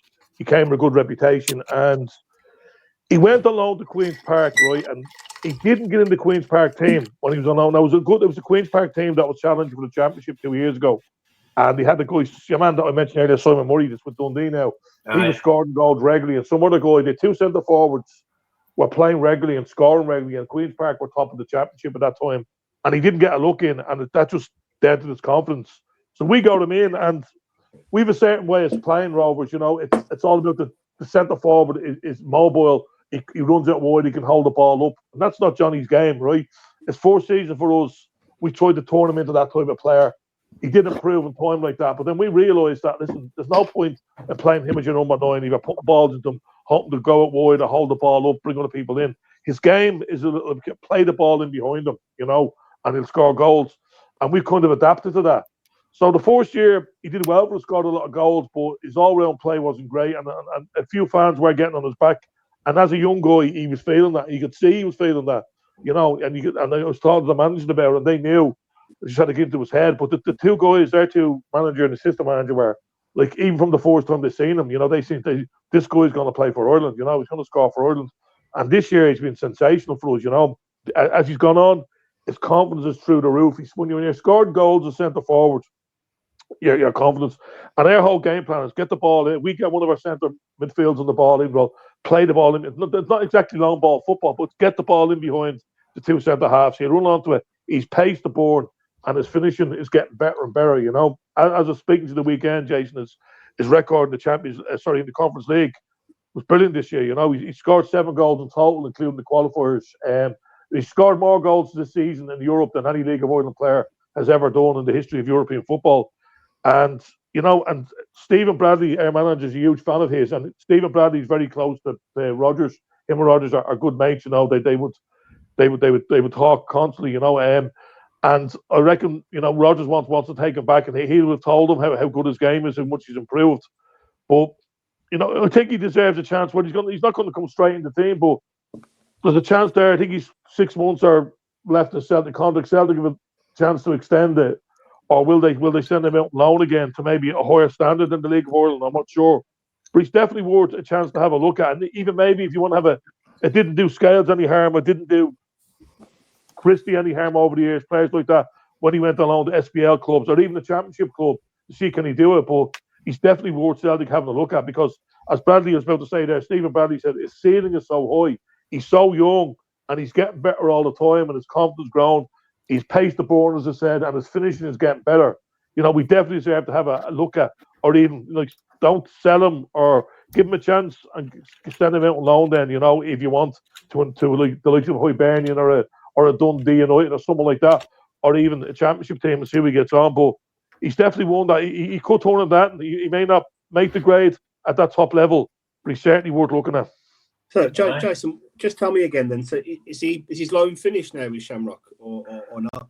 Yeah, we had him for 2 seasons loan, and Celtic won the back because our season runs from February to November, but it's extended this year because of the European run. And so we've had 2 seasons with him.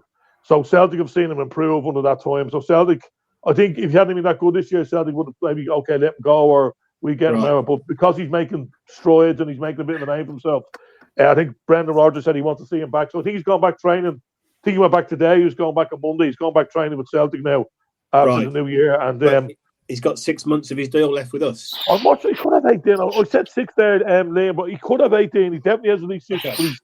He's coming to the end of it. But see, because he's done so well, Celtic, I think Celtic might have only paid about 80 or 100 grand from but he's done so well that if Celtic were to try to sell him now, he could be somewhere in between the 500k to $1 million mark, because he's made his mark in the Conference League. But I think he's got a 5-year deal, Jason. Funny signed in January 2022. Right, so we've got plenty of time then. We've got a couple of years left with him still. Right, so the question is, do we put him in the squad for the second half of the season, or do we let him go somewhere else to play? Yeah, I'm watching his highlights here now. His highlight rate from 2024, and the boy's fantastic. From what I can see, and it's one of the ones as well. If you get pasty above and you're a decent finisher, things can just click. You get a chance. He's also physical enough to handle it, though, Jay. If you watch him, he's physical enough to handle. He's not the biggest guy in the world, but he could fucking handle himself when it comes to a physical tussle and the speed and wages. And he's obviously going to be playing with better players as well. If he does play with Celtic, he's going to be playing with players. And if you can score goals, it's the old adage, like Steve Bull did the thing. If you score goals, you'd score at any level. If you're a goal scorer, you can score at any level. If the chances are great for you.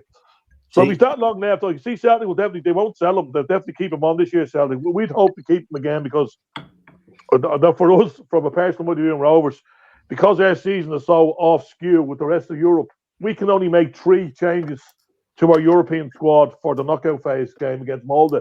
and we lost 4 or 5 players already who are out of contract and Johnny. So that's a bit of a hiccup. So we would hope if some kind of deal, even to keep him until the end of February. But I don't think that's feasible because his stock is so high and rising all the time. So I think Rogers will get him in, have a look at him for a couple of weeks, the whole of January week to have a look at him. It's a pity we haven't got like a home game against a non-league team in the cup. Like it's a bit of a pressurised game against Kilmarnock. Saves a home to Peterhead or a home to Albion Rovers. So you could have had a look at him then in a game like that, Yeah. But I think Celtic will have a look at him, and I think he'll go on loan to a higher level for maybe the next 6 months, and Celtic will take it from there. Aye. See what you're talking about, teenage wonder kids. Just I don't know if you're interested in darts, but the 40-year-old teenager is one set away from winning his second World Championship. Age 17. 17. I mean, look, that Johnny Kane, he's only 21. Right? 21. He's 6'1". So he's not a wee lad, I know, but he's slight, is he not? I don't know, Jay. You've probably met him. No, he looks slightly but he's bigger. He's well built. He looks like a skinny lad, and when he came into his fours, he was getting knocked off the ball very easily by big, brutal centre halves. But he's learning that part of the game as well. So he is a bit more physical, and he's great movement. Like I sent you the goal from the Borac Lunka game, Jason. I sent you to have a look at his movement. He scored 2 goals and he assisted 1. But his movement is unbelievable. As I said somewhere else, I think I said in the huddle board, it's not quite Kyogo-esque movement, but he has it. His movement is brilliant, And I said, if he's players behind him like McGregor and the Tate and Bernardo, if he did play, he could pick out passes like that. It'll only benefit him. You can tell by him watching this kind of 8-minute reel here on YouTube that he's sprightly and he's got a real. It's the turn of pace that makes a difference, isn't it? Like he has a real turn of pace. Like that's it. Yeah. Rogers has got this thing that he doesn't want somebody to be match fit until they're 22. So he will definitely be in his plans, I would think. Will definitely cast the eye over him anyway. I don't know if he's back at training with Celtic. So. Well, I'm glad we found the positive tonight, at least. The positive has come from Johnny Kenny. Yeah. What about this guy Cummins? That's with the youth team, the reserves of Celtic. Is he chance of him coming through?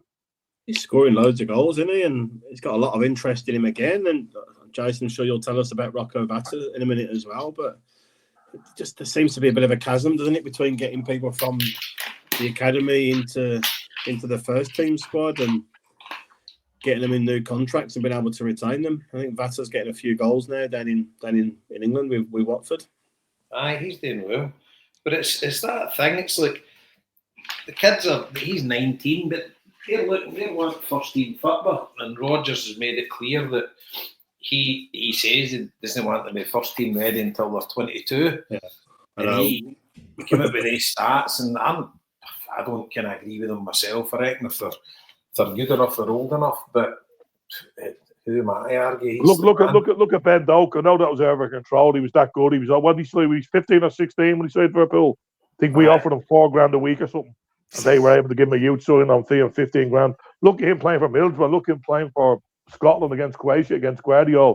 You know what I mean? That guy was ready already. You just have to wait. He's 22. He's ready already for first team football. Aye, but the thing is, he's not ready for Liverpool. No, not Liverpool. No, not Liverpool. Definitely not Liverpool. No. That was Rogers' point. Oh, okay, yeah. I get you. Yeah. The chat on the huddle board earlier was that I think Palace have offered 15 million for him, and Liverpool want 30 million. 30 million. Yeah, that could just be huddle board bullshit, as most stuff is. But that was the chat earlier I read on there. But you wouldn't think Liverpool would let him go, would you? Well, we got these 5 strikers, but going back to that whole Tierney thing and Bosman and Greg Taylor, Liverpool have got Salah and who's the fullback? Arnold, whatever his name is. Trent Alexander and Van Dijk. 3 of them. All available on Bosman's now. I mean, Salah just scored his 20th goal of the season there again. Aye. It's fucking incredible, man. And he came out and actually said in an interview it's his last season at Liverpool. Yeah. Said it again today. Aye. Obviously, they're hanging out they're looking for mega money, but if Liverpool were to lose the A3, fucking hell. Fucking hope they do. They must be looking at it, like the American owners must be looking at it and just saying, they're the wrong side of 30 or whatever, and we're just not willing to give them. I've got no idea what these boys are even on, but fucking Salah's like almost irreplaceable just now. He's fucking one of the best players in the world. Oh, it's incredible. It's mental how it works, and that's where Madrid do well, because Madrid lap all these players up, all these older players that are on that can't get deals elsewhere. There was another club that wouldn't give anyone a contract over a certain age, maybe Arsenal or somebody, or don't give them 1 year deals. The players' career longevity is getting better and better, longer and longer because of the fitness regimes and all. Look at Ronaldo. He's 40 now. He's still playing. And, you know, it's the days of the players who are touring at 31, 32 are long gone. You know, the way they live their lives nowadays. So it's a hard one to call for him. Obviously, he's not. If they give him a 3-year contract on 350,000 years, he's obviously not going to be the player he was the previous 3 years, the next 3 years. So they have to go and balance it out, don't they? You could see Madrid signing 1, 2, or even 3 of them, and that could have fucking Vinny Jr. and Mbappe and Salah up front next year. Well, they're fucking. When you're talking about Real Madrid, I've just been watching this there. Just the score update, right? They were getting beat 1-0 with Valencia, and then fucking Vinicius Jr. gets sent off in 79 minutes, and then fucking 85 minutes, Luka Modric just scored to equalise for them. What age is he? He's in his 40s, you know. Yeah, he is. He played against Scotland, didn't he? And I think Craig Gordon was older than him on the pitch. So I was fucking raging there because I was wanting to beat.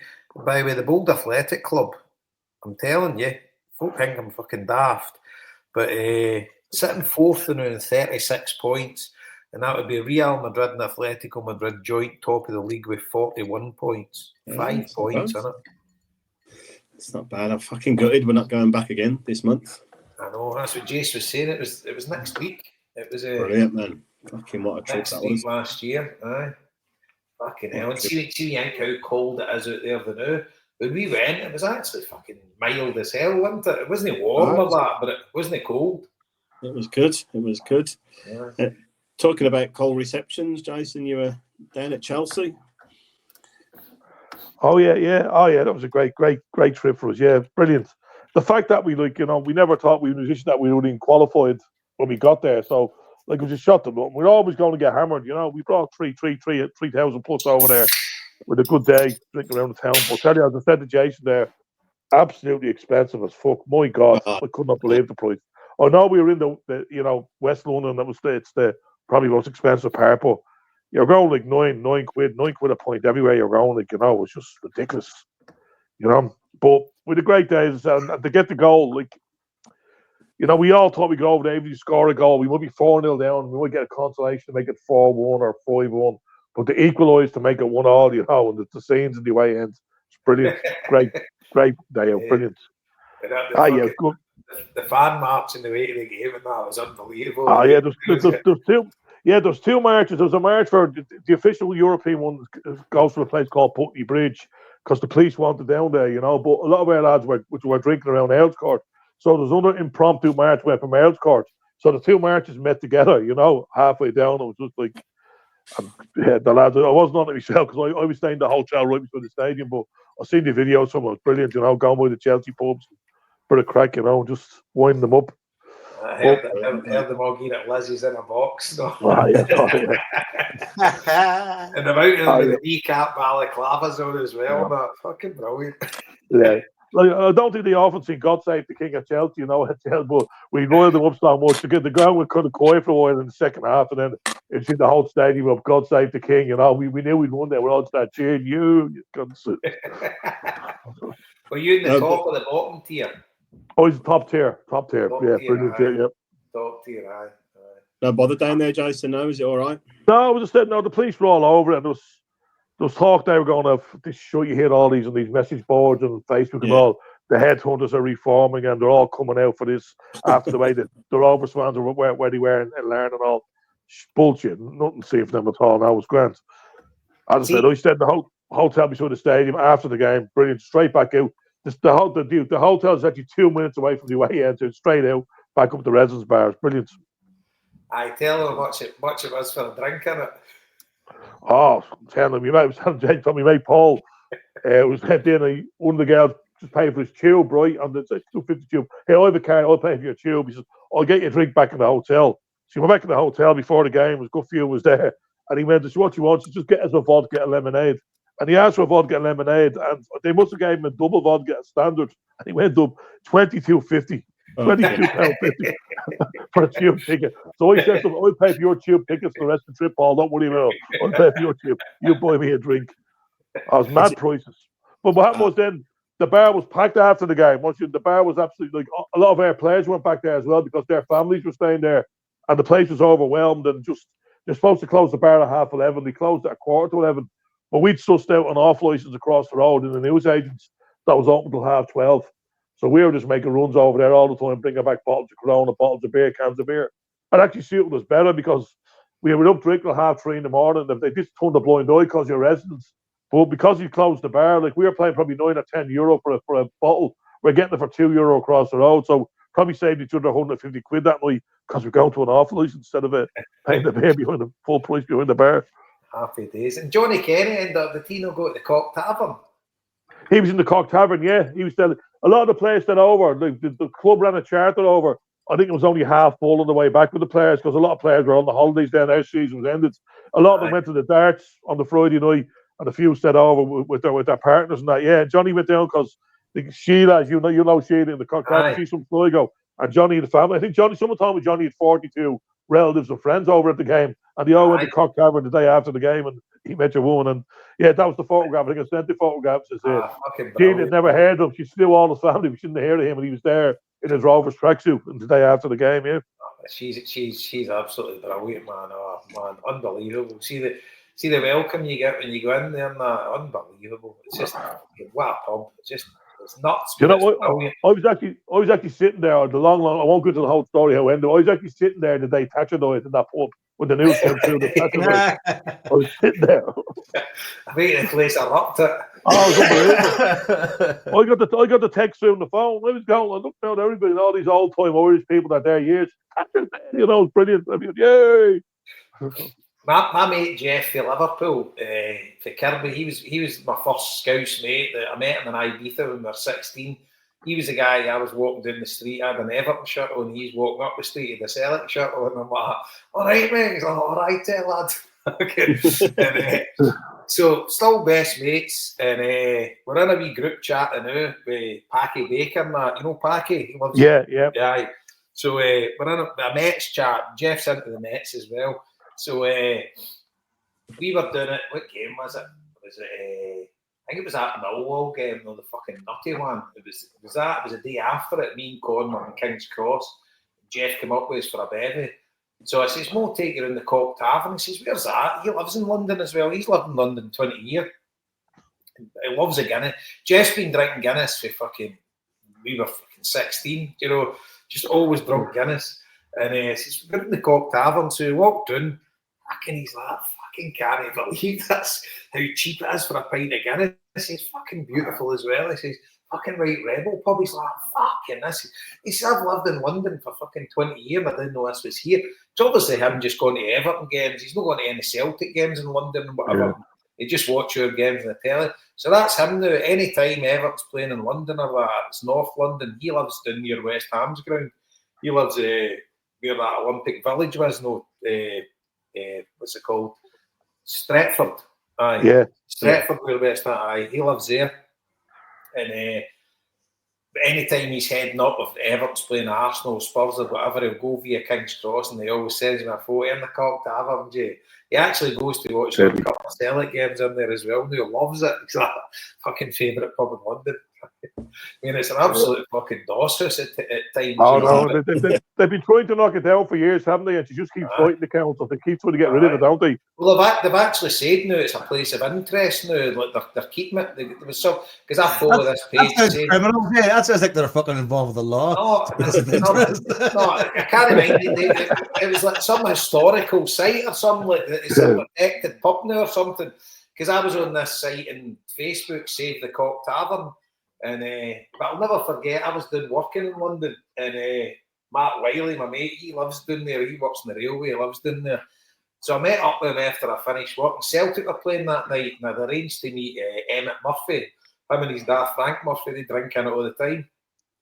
And so me and Matt Sarman will take you for a swanky beer. So he's taken up that sushi samba. No, it's next to the Shard. We went up to the rooftop bar. 2 glasses of champagne. I think it was about 50 quid or something. I'm like, what the fuck? Well, so we're stopping there. It was lovely, right? All the beautiful people fucking enjoying their London night. So I'm like, right, we've got one mate. He's like, don't buy another one in here. We'll go somewhere else. We went to a boozer just next to it. So then I'm like, you come to the Cock Tavern. He says, I'm not getting near there. Fucking it's a dump. And I'm like, well, I'm going. I said, I'm going to watch a game. And he's like, well, I'm not going. I'm up early in the morning, so I've left there. I must be the only person in the history of the world that's went to Sushi Samba and then went to the Cock Tavern. I don't think there's many folk have done that fucking journey. That's the start of a new fucking walking tour, isn't it? You never get the half and half ski hat anyway.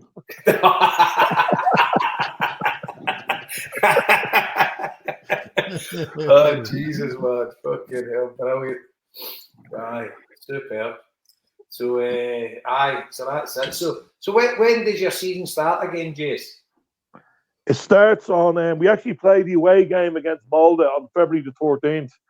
And Right. we play both on the Sunday. This is February tour. We play both on Sunday, but this is a game, it's been played in Aviva because they're trying to promote the league, so they're trying to do something. So, like when we play away to Bowes, Daily Mail only hold 4,000. We get 450 tickets, so they're trying to do something to promote it. So I think there's something like 18,000 tickets sold already. We haven't sold many ourselves because it's always our balls, and we've other things in mind. We were buying season league, we were buying tickets for the Europa League or the Conference League, we were buying tickets for Chelsea away.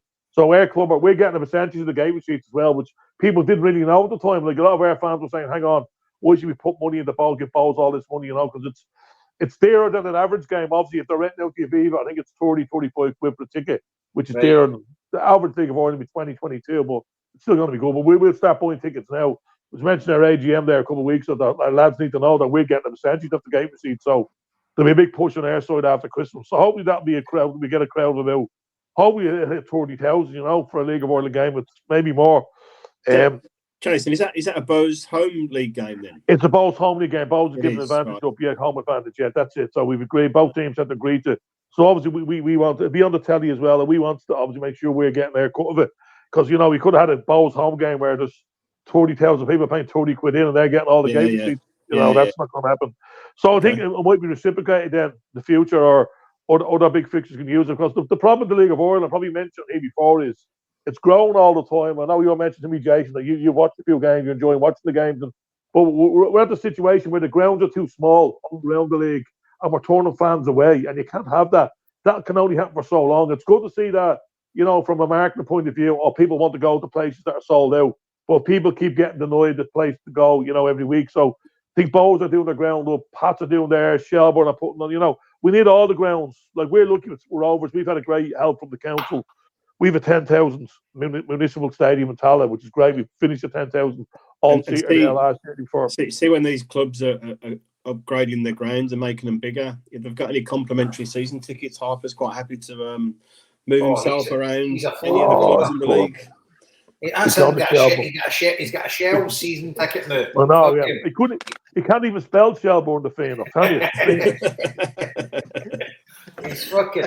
He went for Drogheda United to straight for Drogheda. Then he was a floating voter. Now he's Shelbourne until he dies. Until someone else wins the league next year. That's it.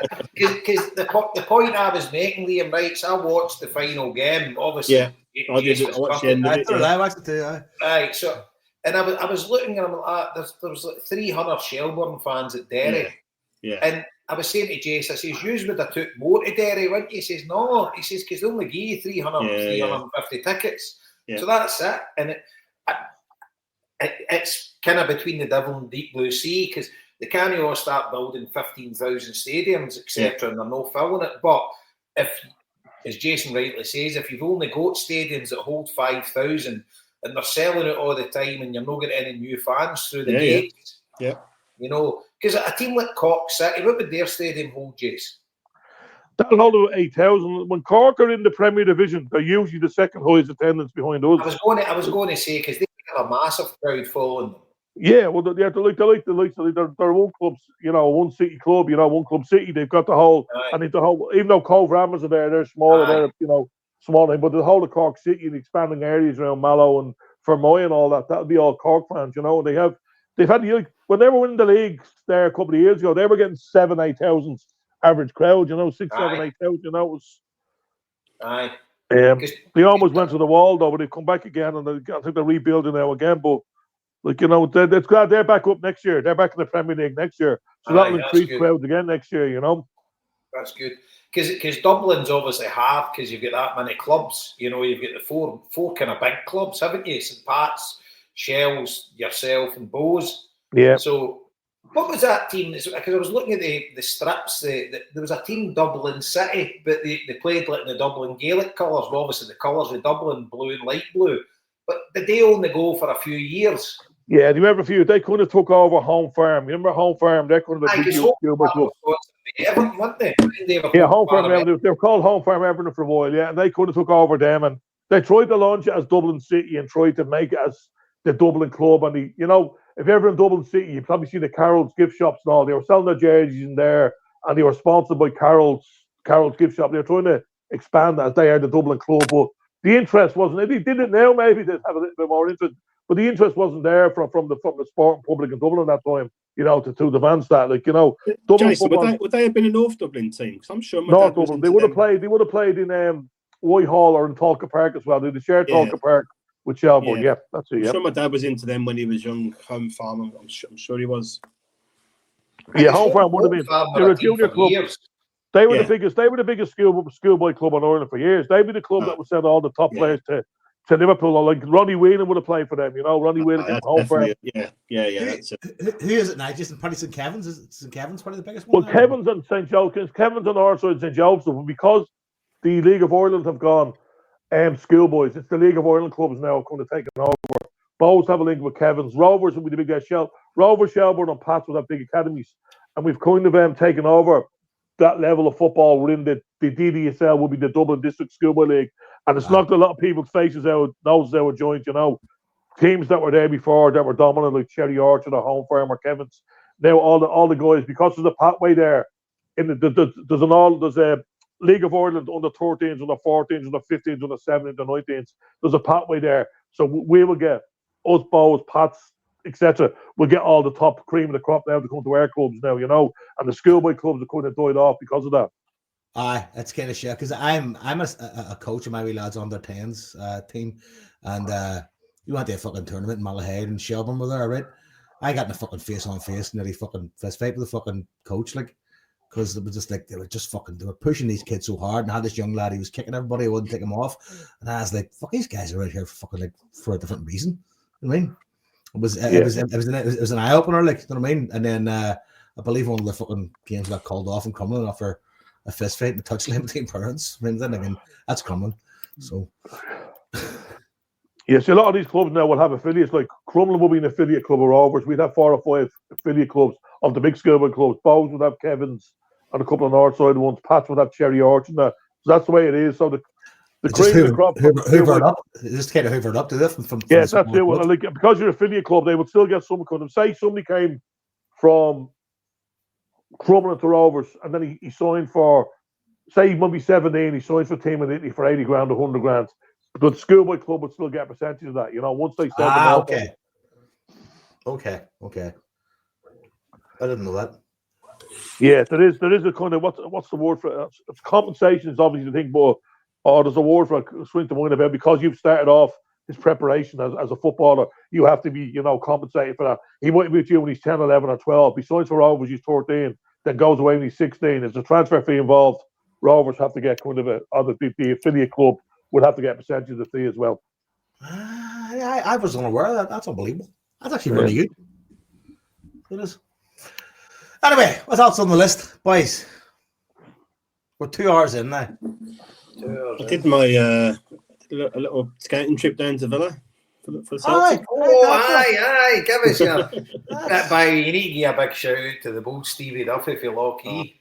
Mate, what a legend. I owe him a number of pints next time I see him. So I had one of Jason's pals from Lockheed, sits in the lane, Club Celtic with us, and think I was down at Villa Man United last season, maybe. I put a picture on Facebook and he's like, I saw him in the lounge and he went, next time you're going down, give me a shout and I'll get you a ticket sorted. I was like, oh, that's really kind of you. I said, I can usually get tickets for Villa, okay, but that's really nice of you to offer. And he's like, no, I know one of the coach, Austin McPhee, the coach down there. So I know him really well. So he said, like, just give me a shout next time I get you sorted out. So didn't really think too much of it. And then I planned to go down the weekend before Christmas, my mum's birthday. And I just looked at the fixtures and they were playing Man City early on the Saturday morning. So I was like, that'd be a good game to go to. If I can get sorted for that. That'd be a bit more difficult to pick up tickets. So spoke to the Duff and he said, right, I'll come back to you and I'll sort it out. But then he went down a couple of weeks before me and he ended up meeting a lot of the players and whatever, got himself on the pitch, all that sort of stuff. So it looked brilliant. But he was chatting away to me and he's going, like, is it a special birthday you're going for? And I went, no. And he's like, is it a special birthday? I went, no.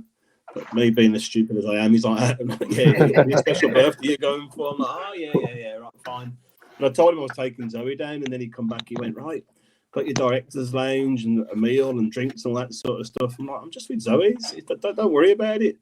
But he's like, no, we'll get you organised. So he messaged me on the night before, then the morning of the game, or the night before, and said, I'll be in touch in the morning. Then he was on his work's night out, Joe, so I didn't tell you that bit. And thought he'd lost his phone, and then he ended up finding it about 2 hours later down the side of his bed. So bit of a hiccup in the morning. But so he just said basically, Austin's messaged me, here, go and get your tickets from this part of Villa Park, and I'm sure you'll have a good day. So Austin messaged me in the morning before the game and said, look, I'll come and meet you after the game, get a beer with you, enjoy the game sort of thing.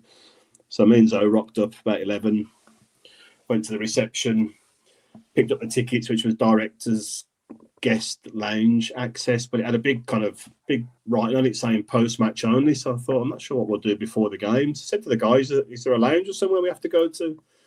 And he went, no, it's just after the game. I said, well, surely we must be able to go somewhere first. And he went, yeah, you can go back out the door and go into the fan zone.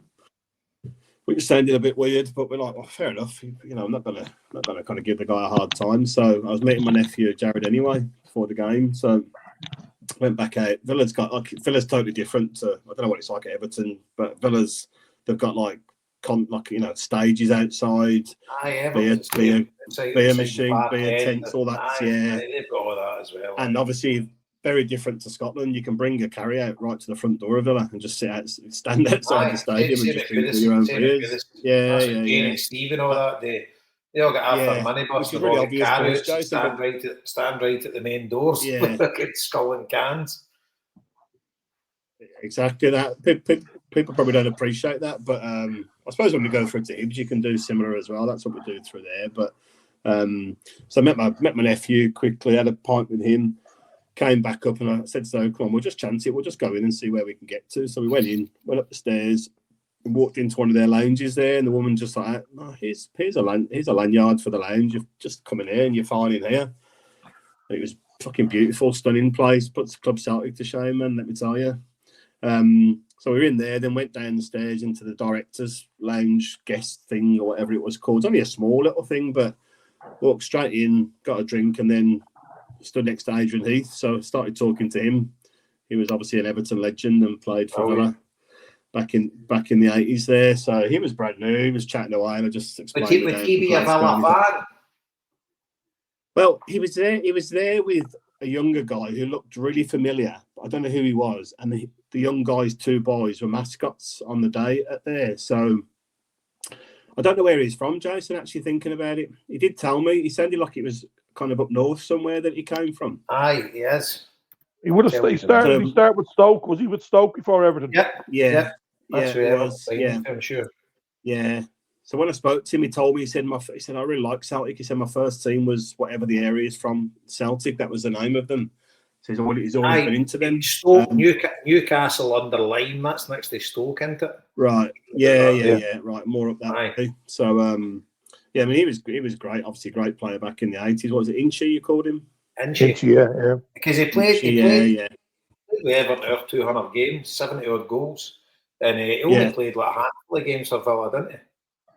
Yeah, he came. I think it was around when Graham Taylor was there, maybe just before or just when he started there. But he wasn't there too long. But he's like I say, whoever he was with, whether it was his son or somebody else, looked dead familiar. But I didn't want to kind of bother him trying to find out who it was. But he was brand new. I had a good chat with him and nice company. And then Alan McAnally came in. I think he kind of works. He does the punditry there, doesn't he? I think on the TV. So he came in. Wasn't too welcoming. Big Aiken was the fucking assistant manager. Big Aiken was going to do it. So he came in, but he was a bit full of himself, to be fair, McAnally. So he kind of just come in and went out. But there was a lot of the older Villa players there that I would have known from back in the day. But we weren't in there for too long, and then went up to the seats. Ended up, that's what I'm saying. Adrian Heath sat next to us in the same row with whether it's his son or somebody else, and the two wee boys. And playing Man City, Villa absolutely battered them. Should have been ahead after like 20 seconds or something. Duran missed a really easy chance. Just a great atmosphere. So Villa played really well.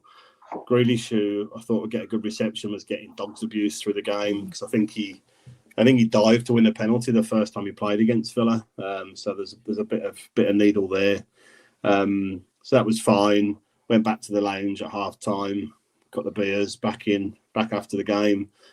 And the players' lounge was next to the director's guest lounge. So I said to Zoe, come on, we'll just walk in there.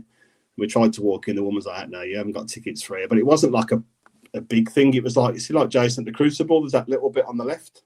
That kind of smaller bit. It was kind of a little bit like that sort of thing.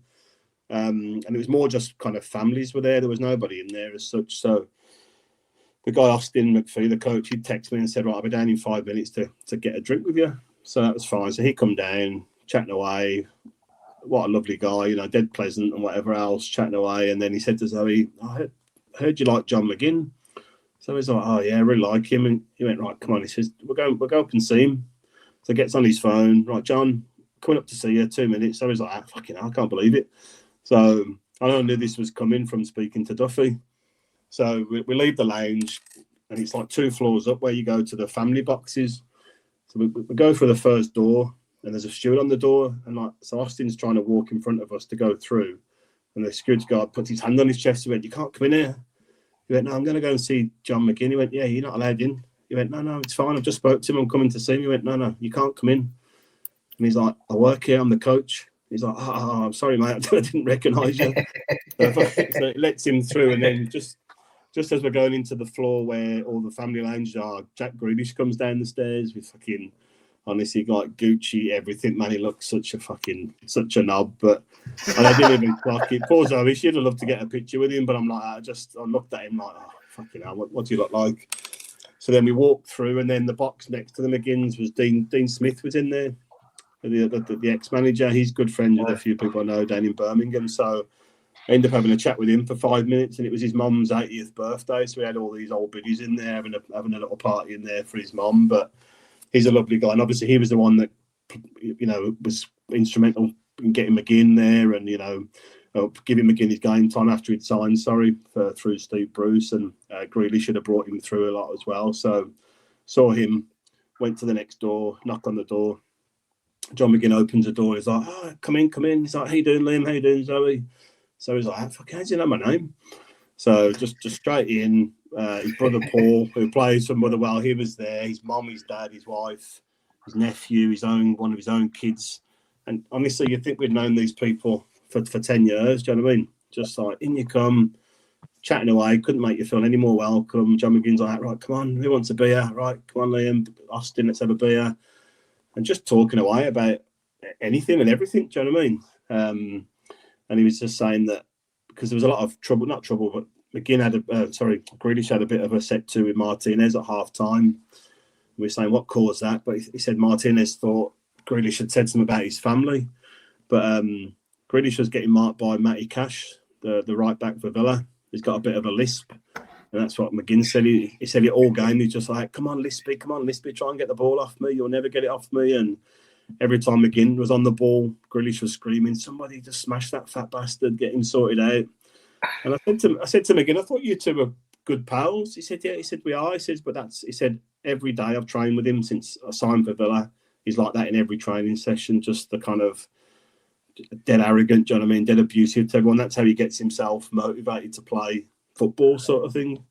Which surprised me because I thought them two would have a big hug at the end of the game, but they didn't even acknowledge each other. Yeah. And Grealish had a dig at him and got booked for it for kicking McGinn. And McGinn just said to me, look, I deliberately ignored him because I knew it would wind him up even more. He said, if you get into it with him, he loves all that. He said, just blank him and you'll wind him up. So that was brilliant. So we stayed in the box for about, 40 minutes, an hour with him, got the pints with him and his dad. His mum and dad, you couldn't meet nicer people, man. They're so down to earth. Had a chat with Paul about obviously Ellie, Jason, and working there with him. So he was good crack. I had good fun with him. And then Austin had to go and meet his wife. So John McGinn was like, right, come on, we're going to go down on the pitch and have a kick about down there. And Zoe's looking at me. I said, come on, we're going to go with him. I said, John, do you mind if we come with you? He went, of course. He said, you're part of the group now. Come on, down we go. So fucking yes. Down we go through the tunnel. Met a big Anna in the tunnel, having a picture with him and a chat with him. Photo with the European Cup. I know. And then get on the pitch, and there's just loads of players with the families in there. So straight up to Big Martinez, had a chat with him. So he's getting his picture taken with him. He couldn't be, again, dead nice guy. Do you know what I mean? I'm saying, World Cup winner. Exactly.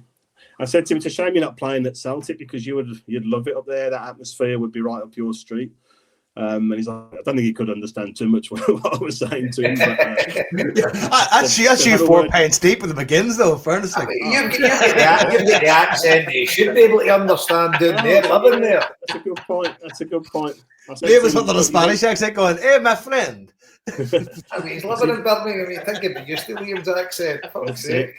I said, Joey Paul Leo played up there. I said, he loved it. I said, but he didn't get on too well. I said, he got beat when he was up there, but I think he was just kind of not while I was telling him all this. But again, couldn't have been any nicer. And then someone just chucked us a ball, and Zoe's kicking the ball about on the pitch. It's just surreal, do you know what I mean? And wow. Chatting away to his dad. And then Zoe had a John McGinn Villa scarf on, so he'd signed the scarf. John McGinn had signed the scarf for her, got a few pictures with her and whatever. And then when she's kicking the ball, I said, Zoe, give me that ball. I said, that's coming with us because it was one of the proper Premiership footballs. Do you know what I mean? So I just had it in my hand and nobody said a word, in fairness. So we just we came out with that and absolutely incredible afternoon. Did John McGinn, did you mention Celtic to him about that? Yeah, that's an obvious question. Yeah, hey, I'm just going to say, Liam, have you been dribbling around fucking Rutherglen with that ball now for the past week? No, worse than that. Zoe comes in fucking first night. Donna's had this nice chilled out weekend because we've been away, or she's been doing all the Christmas stuff, and then Zoe comes in, look at this ball, mum, and fucking boots it in the living room, hits a candle, fucking wax all over the carpet. I'm like, fucking hell, man. We've been home for 2 minutes, man, and the carpet's fucking ruined.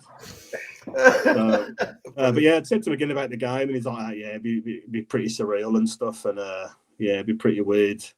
But I think he's really looking forward to it, you know. And it'll be some atmosphere down there.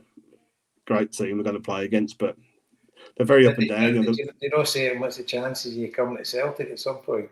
I didn't say it to him about. I'd mentioned about Tierney. I said, "What do you think about Tierney? Maybe coming back." He went, "No, I can't see that at all." I said, "I don't know." I said, "It seems to be strong rumours." He went, "I wouldn't have thought so." But so I don't know them two. I don't know how close them two are or whatever. But to be honest with you, Kieran won't tell anybody. What's the other line? He won't tell his mum, Magoo, because obviously he wouldn't want to get his mum and Natalie and that's hopes up, Mick.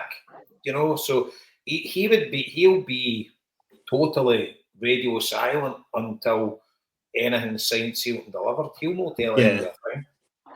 But what was interesting, I talked to his dad about when he signed for Villa, and I said obviously Celtic were close to trying to get him. I said, but obviously Villa were offering him guaranteed football. I said, I don't think he would have started for us at the time. Obviously, he would have got in the team at some point, but we were very strong back then. And his dad said, well, kind of. He said, but we just felt that he'd kind of proved himself at that level in the league. He said, obviously, he'd love to play for Celtic, but he was quite keen on the challenge of going down and playing in England and kind of playing with some different leagues and some different players and stuff. So, you know. See that as well, when you saying that, folk listening to this will be like, fuck him, fucking. And look, but these guys are professional football players. Yeah. And look, you mean, at the end of the day, you're a Celtic fan, but once you start pulling a jersey on and playing professional football, it's not like the days like Bill McNeil or fucking Jock Wallace or that could fucking get you in a room and fucking force you to sign. Do you know what I mean? Don't get me wrong, back in the days, if you were going to England and you were staying in Scotland, you might have, say you were going to Man United or you were signing for Celtic. Man United might have been paying you £700 a week. Celtic were paying you £400. You know, so it wasn't like life changing. You know, Wow. But nowadays, fucking hell, if you're a football player and you've got the chance to go to that, like Ben Doak, for instance. Ben Doak, exactly, yeah. If you've got the chance to go there, it doesn't matter how big a Celtic fan you are or whatever, if you've got the chance to fucking make life-changing money and go to play in arguably the best league in the world, fucking, it's a no-brainer. But the thing is, though, you're spot on, Jason, but if Celtic would have put a proper bid in for him before Villa came in, he'd have gone straight. Dad wasn't saying he wouldn't have played for Celtic. He said once they had an offer from England as well, with a team as big as Villa, not as big as Celtic, but a big club, then he said, it was an easy enough decision for him to make there. But that was because Celtic just dilly-dallied for so long in making an offer, trying to get him on the cheap, like they did with McCarthy all them years ago. So, and see, when you see him down there, he's playing, and he's playing against them teams, and he's fucking, he's one of Villa's most important players, captain some of the times as well. It's just, you can see why getting out the bubble of Scottish football and being in that environment would be so good for people. Yep, no, 100%. And by the way, Real Madrid won 2-1 with fucking 10 men. Fucking Bellingham, last injury time, 5 minutes into injury time. Fucking joke. What was going to happen? So yes, it was a brilliant weekend, and can't thank the Duff enough for his organisation and the McGinns. And then on the Sunday, coming back on the train, his dad come up and found me on the train, had a chat on the train for half an hour as well. That's on the way back up. Yeah, it's great to hear that they're a right night. I knew that anyway, but it's great to know that I know them, but I know folk that know them. Yeah. It's great to hear firsthand that they're a right proper nice family. It's brilliant. Totally. His dad doesn't miss a Celtic game, like to watch it somewhere. So he was watching it on the Dundee United game. He'd watched it on the Sunday morning before the travel back as well. So they're still all mad Celtic fans. Do you know what I mean? Aye. So yeah, it'll be an interesting game this month now. I know. End of the month. I'm sure we'll cover that another time. That's a great fucking tale, Liam. I'm delighted. I'm just delighted. Oh, it's great, Joe. I mean, it's great. And maybe when he said, like, you're part of the group now, that's good people. Right. So he's looking at me going, how do you know it? I said, I've never met him before. He said, but you're talking away like you've known these for years. I'm like, but that's down to them being so amenable and so welcoming when you get in there, So it's brilliant, great experience, and just wish them all the best, apart from obviously when we play them. So many tickets you get for the Champions League match. Well, this. Oh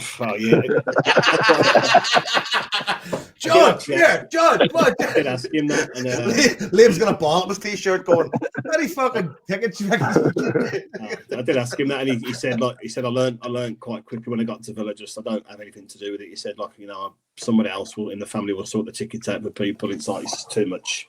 Too many people asking and too much effort to try and kind of do it when you're trying to focus on the game. So yeah.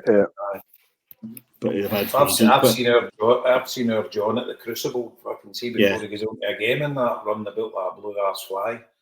And just like fuck that. So now he just my dad used to do it and all that when he was there. Yeah.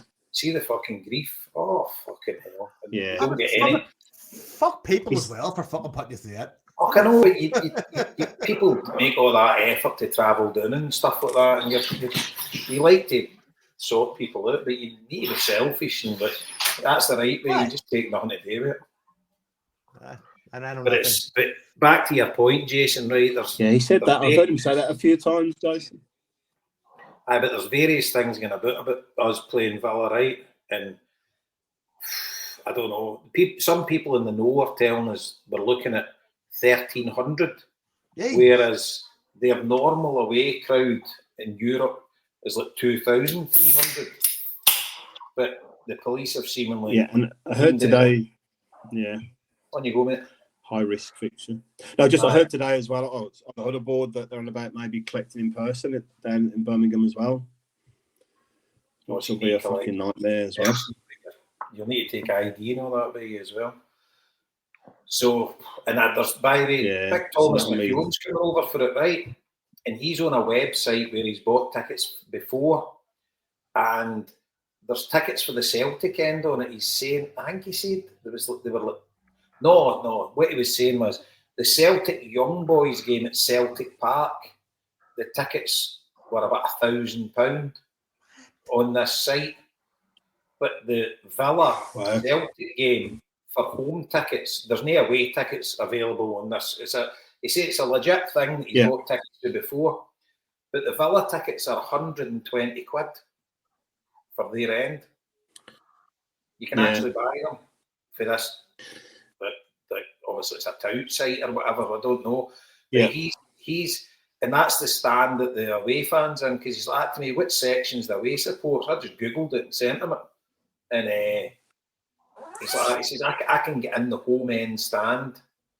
Because he's going to fly out of America, maybe come down the train with us. I've sent him the train times, etc. Right. But he's thinking about coming over for it. But he says he can get the tickets for it was between 100 and 150 quid for their end. But read it on the huddle board. There's loads of folk bought them in their end.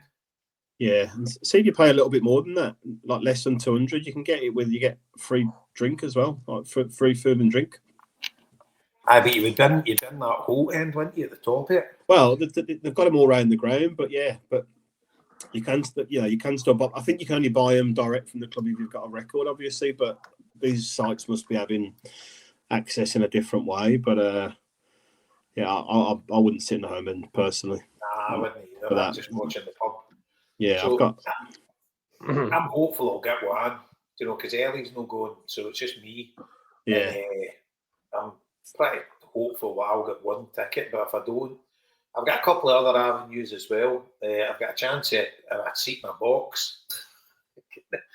So that'd be better. That'd be better. Do you know what? But I couldn't be bothered with it because you're down there all day with the boys and you're in the boozer. You'd have to leave early, then you'd have to fucking act fucking normal, and you couldn't fucking. Do you know what I mean? You're invited into a box and you're sitting there and you're just being decent and you're sitting there and could be something. You're into your box and you're out of your box. Fuck. Our trains at 9 in the morning, get down there, there's a fucking hefty cargo on the way down there. And by the time you get there, check in, get to a boozer and Smedic or that, or fucking, before you know it, it's fucking 6 o'clock, you're fucking 12 Guinness deep. I need to go in the box now. The whole day's going to be absolute chaos. The home end's even the worst right off of that side. I did a home end at the City game a few years ago. We drew one each. And it was just terrible. I was with Jerry Brady. He just bought 2 season tickets online off some guy just for the night. And we went down. And again, we're on the bus. The bus left Glasgow at 7 in the morning, to get down there. You're down there at 11. And Paddy Roberts scored there. He put us one up. And then it was just keep your mouth shut, just keep quiet. We ended up moving down. There's a load of guys. You moved down to the wheelchair section, down behind the goal. And there's a load of Scottish guys just down there, just trying to keep offsides. But even the Polanders were hearing the accents. They're just coming in and dragging people out. And we just stayed out at the end. But you just can't enjoy it, especially them English grounds. You just it's okay in Germany or somewhere else. No. Away. I was in PSG away in the home end of PSG, but in them English ground, it's different gravy. You just can't fucking sit there and enjoy yourself, I know. Then the full away end starts the fucking rebels up and that, and then you fucking you're like, I just it's almost like a self-sacrifice. Go fuck it. The worst part in the head that night was the 67th minute. People start fucking showing their phones, putting behind themselves. That's what happened. That's what It's all big point around the God.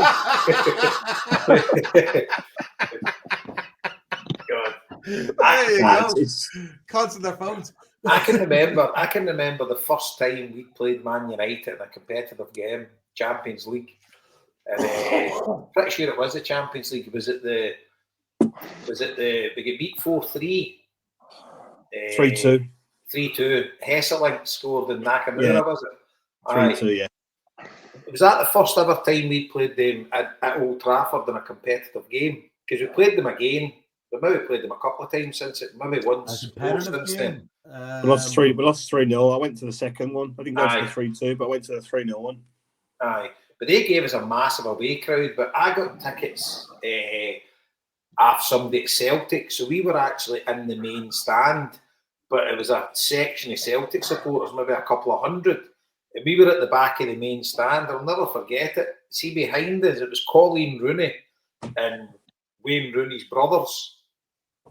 And I had been at the Everton. Everton had beat Liverpool a few weeks before it. And I was at the derby, and I went into my pocket, and the fucking ticket was still in it. I had the same jacket on at the fucking Liverpool game. And I'm right at the back row, and they're in the window behind us. And I fucking put the ticket up and showed them it. And his brothers have came and looked, and they were like, fucking, up the fucking toffees. And they're like, they're saying, come on, Celtic. Fucking. They're in the box, fucking, Colleen just fucking not even watched the game or whatever. But, so they were like, come on, the fucking hoops. but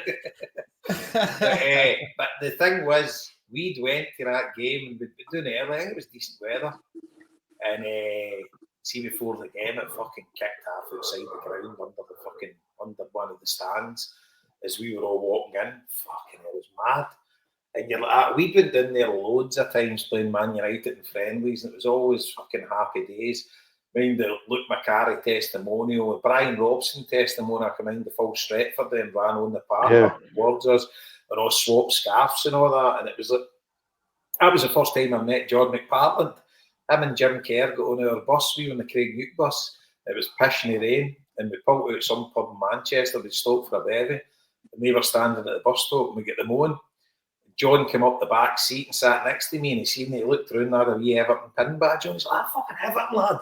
John had the old long wavy hair and all that then. He fucking did, didn't he? Aye, that was the first time I'd ever met John. We mates ever since. But, it was hairy, and when you're playing a competitive, I mean, playing in Birmingham anyway, even if it was a friendly, it would be fucking nuts. But as a competitive game with some on the line, and we'll take 10,000 getting done there easy, you know, and that Digbeth will be fucking carnage. I just won't be anywhere near it. I'll be going half the train at New Street and heading right up the town, not looking back and heading in the Digbeth direction at all.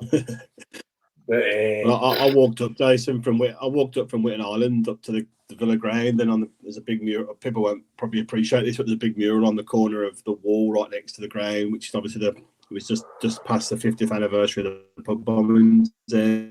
So there's a huge campaign down there just now, Justice for the 21. So the timing's not good whatsoever for that. So by the way, I bring something to mind as well, actually, that I hadn't thought about, hadn't wrote down. Is Paddy Hill had just died the other day.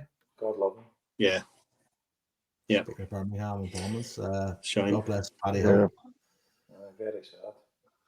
I know. Definitely. But you can understand, from the Brummies' point of view, they haven't had justice because the guys that get built for it were fitted up. So there was never any. Yeah. So from their point of view, you can understand where they're coming from. Yeah. Jason, their anger's towards the West Midlands Police in terms of the lack of justice there. But obviously, you know, when we all arrive and fucking the sing-song kicks off, it's going to go down like a massive lead balloon. So I do think it's going to be... See, I hadn't even considered that kind of cultural clash, to be honest with you. Well, that's what I'm saying, Joe. People won't kind of think about that. And obviously, Prince William or whatever he is now, he's Villa's main fan as well. So if he's there, he's going to get fucking serious dogs abuse. And something I hadn't considered, Joe, either. When I went down for a funeral a few months back and was chatting to some of Villa's old main boys that I know really well, and the first one I met, he kind of gave me a big bear hug, and I was like, "How you doing? You're looking forward to us coming down?" And the first thing he was like, "Oh, fuck all you Palestinian loving this and that," and I was like, "What?" But he didn't mean it in like, he didn't mean to say it to offend me, but it was his natural reaction, right? And I was like, "That's really weird." But I was saying to Jason, I think down there's a lot of anti-Muslim like rhetoric and kind of feeling. There's a lot of racial tension down in England and Birmingham and places like that, and they look at this conflict, I think, from a a Muslim or a non-Muslim perspective. And I've never looked at it that way personally, and a lot of other people don't as well. But I think they'll look at that from. You grew up in Birmingham, Leo. I mean, like obviously racial tension has always been there in England, right? But you grew up in Birmingham, and you spoke about this, like in terms of like UB40, like the kind of multicultural mix that Birmingham has. Has there always been that kind of like level of edge when it comes to like racial tension? No, not really. But so I mean, obviously you had all the Irish there, you had the Jamaicans there, West Indians there over the years, but they never really kind of integrated into like British society, I guess, if you like, down there. So I think it's a bit different down there culture in the last 20 odd years. So and everyone just labels, I think, for me, a completely incorrect way, but people just label immigration as a Muslim thing, I think, or an anti-Muslim thing. Here's that rhetoric built up in that way. And Jason would have said it in Dublin as well, very much so. Here, 100%. Here's what's always bothered me, right? Always bothered me about people, I suppose in this country. I've lived now in the South for 20 years, right? Well, 21 years now this year, 2025, right? So there was always this kind of concept going like, the Africans don't mix, or the Polish don't mix, or these people don't mix, they don't mix. And I'm going like, yeah, but you're asking them to mix with your culture. That makes complete sense, right? But it's a two-way street. I mean, it's a two-way street. You've got to meet people halfway when it comes to like cultural exchange. That's how curiosity works when it comes to like experiencing new cultures and experiencing people, right? But here's the thing that always bothered me: is Irish people specifically would go, listen, they come here and they set up their own fucking communities and they have their own shops and they have their own fucking thing. And I go like, I lived in New York for fucking 3 years. I lived in an Irish neighborhood. It was Irish bars, Irish restaurants, Irish produce, Irish. What the fuck are you talking about? That's what people do when they go away. They kind of like the immigrant communities are fucking normal. We do the exact same thing when we go away. I mean, when you go to fucking, I felt like I said city, I wouldn't have said, gee, when you go on holiday to Spain, where'd you go? Go to this Irish pub. Bingo. There you go. Right? It just baffles me. Do you know the one place, right, that I would say is kind of unique? And Joseba explained it to me when I was in Bilbao in the summer, right? There's an area in Bilbao called San Francisco. We walk through it during the day, and it's totally multicultural. It's like 10-minute walk for his hotel, but if you're going to the old town, that's the quick way walk. You just walk right through it. And when you walk through it, it's loads of Africans, loads of North Africans, from Central Africa, and like people from loads of South Americans, people from all over the world, right? But they all fucking live in this kind of area, and it's got a reputation as a dodgy area. But it's kind of hip for some folk because it's got loads of different foods and stuff like that. It's not your typical Basque food. So you've got everything, loads of bars and everything. But what Joseba said is his wife's a school teacher and they're doing like a campaign that, see, when immigrants come to Bilbao, they want to try and get the government to not house them in San Francisco, but put them throughout the city in different neighbourhoods. And he says, I understand that they want to gravitate to their own people, but he says, we are very welcoming. And he says, in Bilbao, there is no movement against immigrants. He says, we embrace immigrants and we want to teach them the Basque culture. And he says, we're actually trying for them to try and have a fairer distribution when immigrants come to Bilbao and not put them like in a ghetto. We would rather they came and lived with us, because then we would be friends with them. We would learn, their kids would come to school with our kids, and then they would assimilate into the Basque society. And he says, I know it would be difficult for them, but he says, we don't have the right-wing problem here. He says, there's no right-wing movement in Bilbao. He says, we're very socialist. And he says, we want them to integrate. And I guess it's difficult, because if you go and you gravitate to where people come from for your hometown and you want to live near them. But he says then it creates an environment of they're at that side and we're at this side. But he says, we don't want that. We want them all to come together and all be part of the new Basque country. And I found that dead refreshing. But obviously, it's got hurdles that are hard to take. But the ethos of the idea, Jason, is integration at its most basic level, right? Now, I suppose the main obstacle to integration is people who go, I don't want things to change from what they are. And I always say to people, see, if you don't want things to change, you may as well just die now. Because things always fucking change. There's nothing more certain in life than change. But I found it dead refreshing what you said by saying that to me. Look, he says the people in the council in Bilbao and that, it says, we're discussing this. And it's like the people that live there, it says they live there, that's fine, right?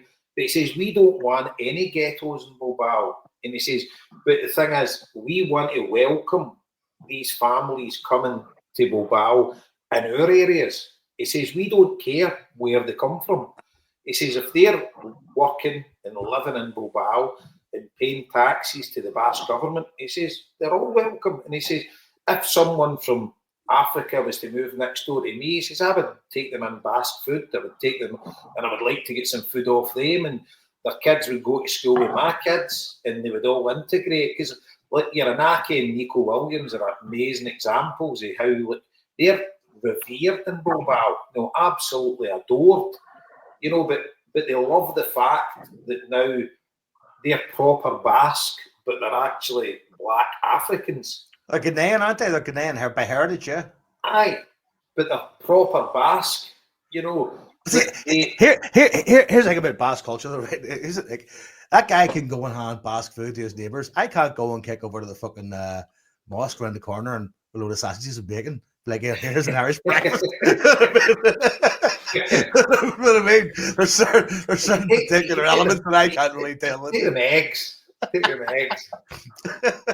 Yeah, Jason, not only is that refreshing, Jason, but it's so forward thinking, isn't it? It's unbelievable, and it's for that to happen, because it does.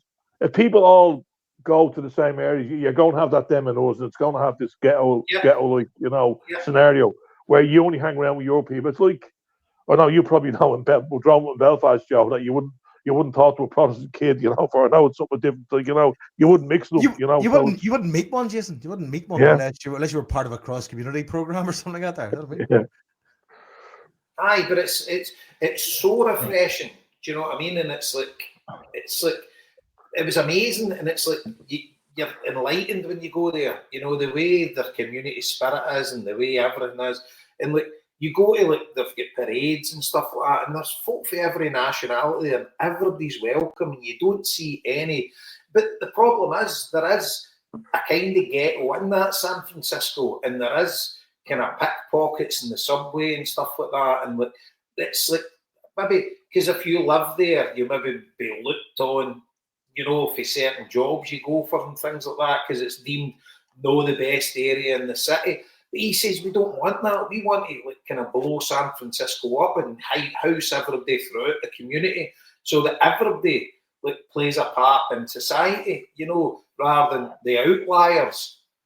And I thought it was amazing, because when you go to the wee villages, there is people that are non-Basque live in the wee villages that are totally integrated and are totally accepted.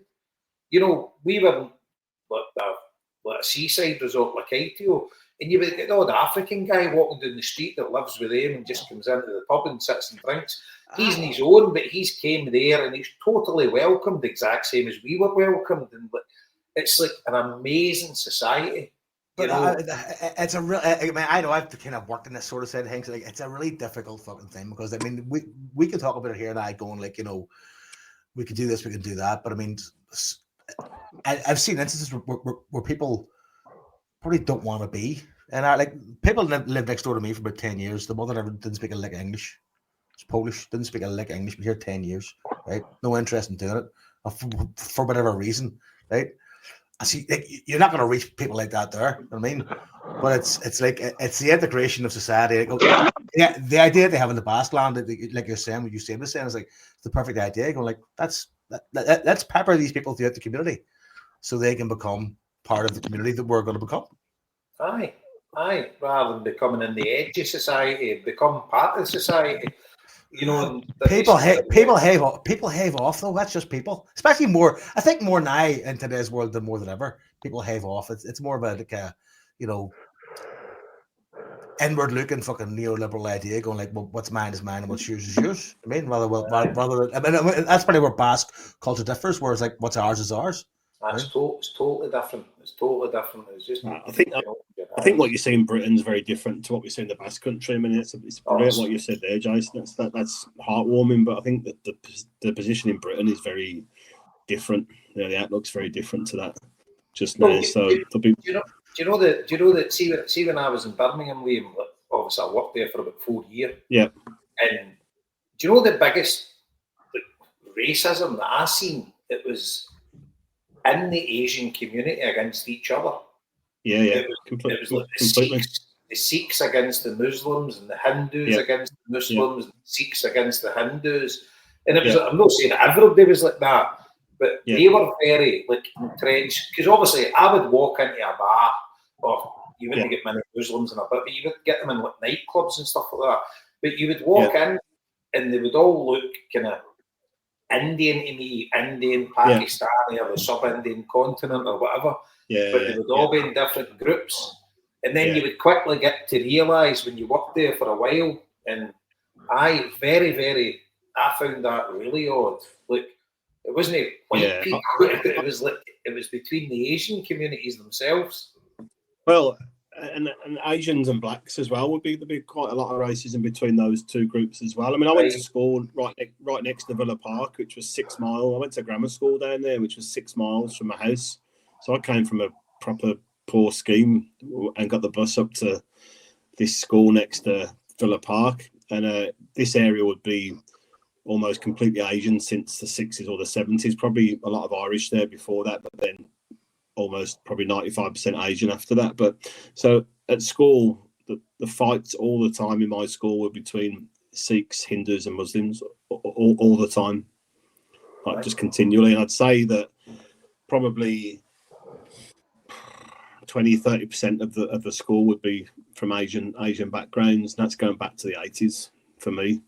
And that's where you've seen it all. And just before I moved to Glasgow, down in Birmingham, I used to live with a guy who was a Hindu guy, and his best friend was a Pakistani. And see, when they play cricket, India and Pakistan, fucking hell, man, puts the derby games to shame. I heard that Royalby's off the charts. Yeah, it's off the charts. Insane, man, absolutely fucking insane with it down there. So there's loads of different facets to all this sort of stuff. Because see, and all what I found really, really strange. See, the Sikhs, they're very pro-British because they all drink, right? And they're very like, you know, they've kind of assimilated into British society. And like, Hindus as well. Hindus is exactly the same. Is that right? That's where all your smokers and drinkers and gamblers would be.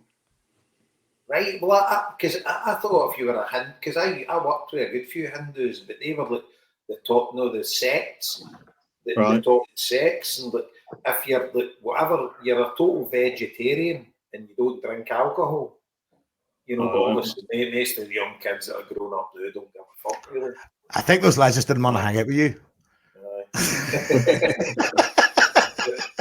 the Sikhs, the proper bevy merchants. You know, like, where I'm going to go for the Villa game, all the boozers are on the Sikhs, nearly every one of them. You know. Yeah. Well, like my Fiona's half sister lives in London. Like her whole family, like she's married into a Sikh family, and they've been over here. And the big lad, like she's married to, like me and him go out in the fucking rip. Like he likes the fucking. They like to drink. You know what I mean? They like to drink and party. Oh, aye, big time. I've been trying to convince him to give me one of them fucking silver bands, but he won't bite. I mean, I've actually become a Sikh apparently. Fuck it. There's 5 things, isn't there, in the Sikh religion? You can always tell with the silver bangle they've got. A silver bangle. Right. Because most of them don't do it anymore. But that's obviously one of them. Then they carry a dagger, don't they? I will see. I think the band that used to be like a sheath on the arm, like going back in history, the sheath on the arm. I don't know. This is like the warrior class, something like that there. Because I heard a guy say one day. It's fascinating. Used to be part of a warrior class, and now it's for resting on the fucking on the steering wheel of Uber. But it's fascinating. But Birmingham's the one place in the world that I've found that, Liam. It was like probably happens in other areas of England as well. But I just think Birmingham, because of the mass of the population, and the amount of Asian families that live there, you know. And I mean, as I say, I used to go to Smethwick every week for a curry. And then I would go back into the office and I'd be sitting talking to folk, some Asian folk as well. All right, Joyce, where'd you go last night? I'm like, it's really I've fucking never been there. It was a bit dodgy up there. I'm like, fucking all right. I would walk into a pub and I'd walk into the Sportsman and it was just Rastafarians and Sikhs all sitting something Guinness. And I would just sit and watch the football with them. Then I would get into the back and get a curry. And then just come back out and get a couple more pints and then just head back to my hotel. Had a great night, you know, and it was pennies, you know, it was washers compared to the centre of Birmingham. And brilliant, I had a great time. And I loved it down there. I got to the stage that people from Glasgow were coming down but for a couple of days. And they'd say to me, right, we're going out for a pint. I'm like, listen, my cousin's down and he could see him and all that. Just so I could go myself, get earphones in and head up to Smethwick, meet my Rasta and Sikh mates and get a few berries with them. But I loved it. It's good to see the Jamaicans, from the older generation of Jamaicans, fucking incredible. Do you know what I mean? The humour, the lingo, the chat and everything. Brilliant, man. You know, and it is very much a racially diverse, culturally diverse city, but I think just all the right-wing rhetoric that's going through the country down there, it is having an influence on. So, Liam, at some point, are being you going to Birmingham and hang with the Rastas? Is that the plan now? No, Big Ziggy will tell you, we used to play football, you know, going back 25 years or whatever, a team, the shareholders, and it was, you know, Rastas, Irish descent people, loads of big Celtic fans. Honestly, what a team we had, and you'd be playing a game and there'd just be a big fucking sea of fucking ganja smoke coming across the pitch while you're trying to play, man. Like watching Sit Rocks, is it? Oh, mate, yeah. Pretty much like Sit Rocks, yeah. Mate, absolutely brilliant, honestly. Nicer people you couldn't meet, man. What a team we had there. Fucking brilliant, man. And what might be like a racial stereotype about Birmingham. My only time in Birmingham, when this was passing through, believe it or not, was there inadvertently. I was over with my mate Paul. We were big Ken McWatt. You know Ken McWatt, Jason? It was his stag night. And I was in Liverpool. So I've got friends in Preston. And Preston were playing that day at 3 o'clock. So me and Big Paul went up to watch Preston. I think the guys went to Haydock Races, but we went to see Preston. Went the game a few points afterwards. We were back to Preston Station to get we were drinking in the bar and the railway first, the pub across the road. Then we drank in the station. It's a Celtic pub, didn't it? Yeah, it was. Yeah, big Celtic pub there. And then we went across the way. We were well bevied, and two fellas, I think one of us what we wearing a Celtic tracksuit or something, right?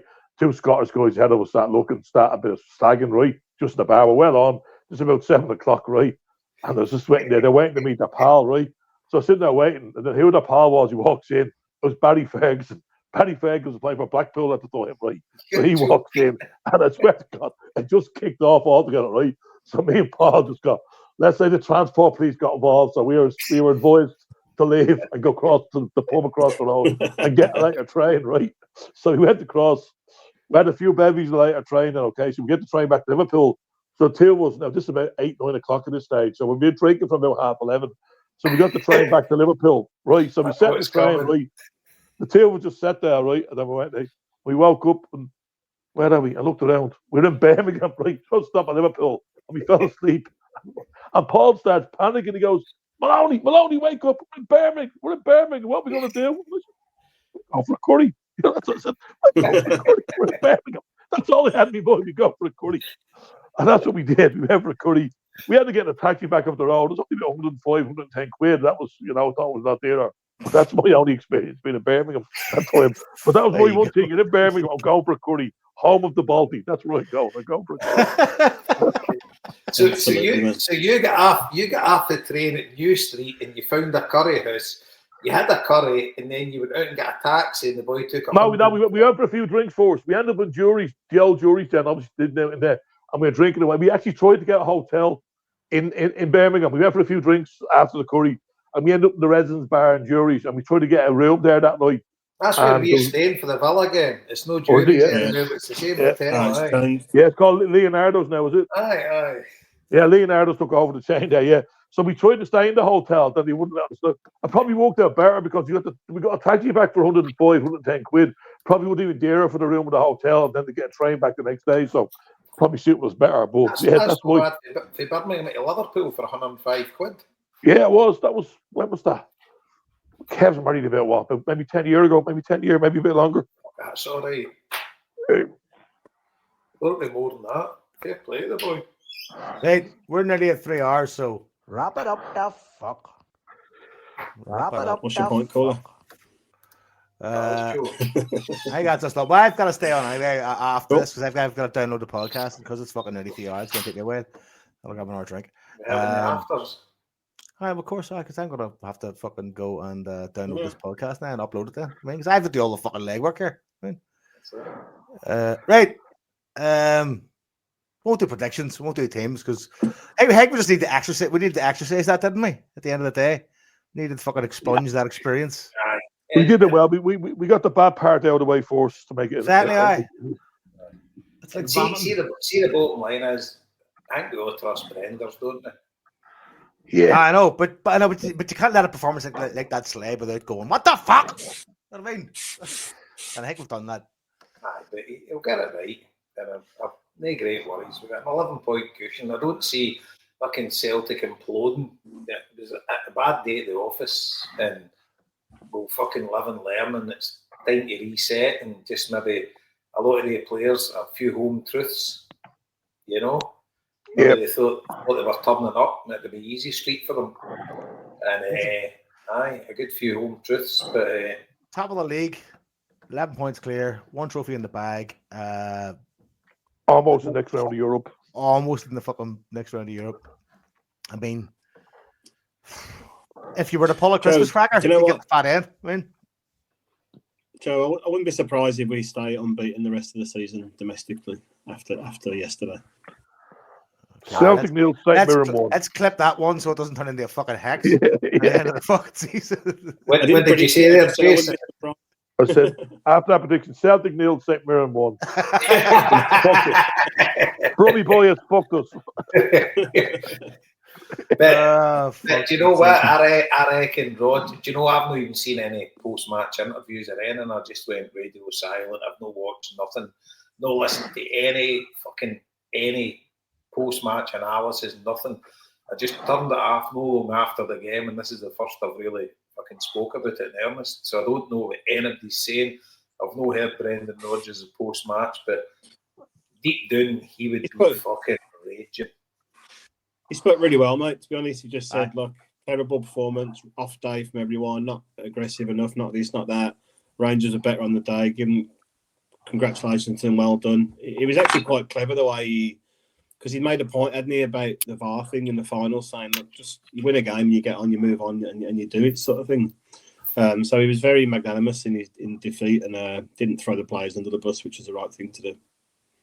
So who was the guy in the cup final that should have been sent off? Was it Balogun? Balogun, yeah. Aye, Balogun, but nothing's mentioned about that. Nah, of course not. No, of course not. So I think he was very clever the way he did it. He's just moving on. Right, as we are. Folks, we'll talk to you next week. Hopefully Flynn and McCory will be out from under the covers. And Jason, thanks for joining us, pal. Appreciate it. No problem. Pleasure as always. Cheers, lads. Here, folks, get on the YouTube. Watch your Johnny Kenny for the 2024 highlights. Get yourself steamed up for this boy. Hail. Hail. Chug it out.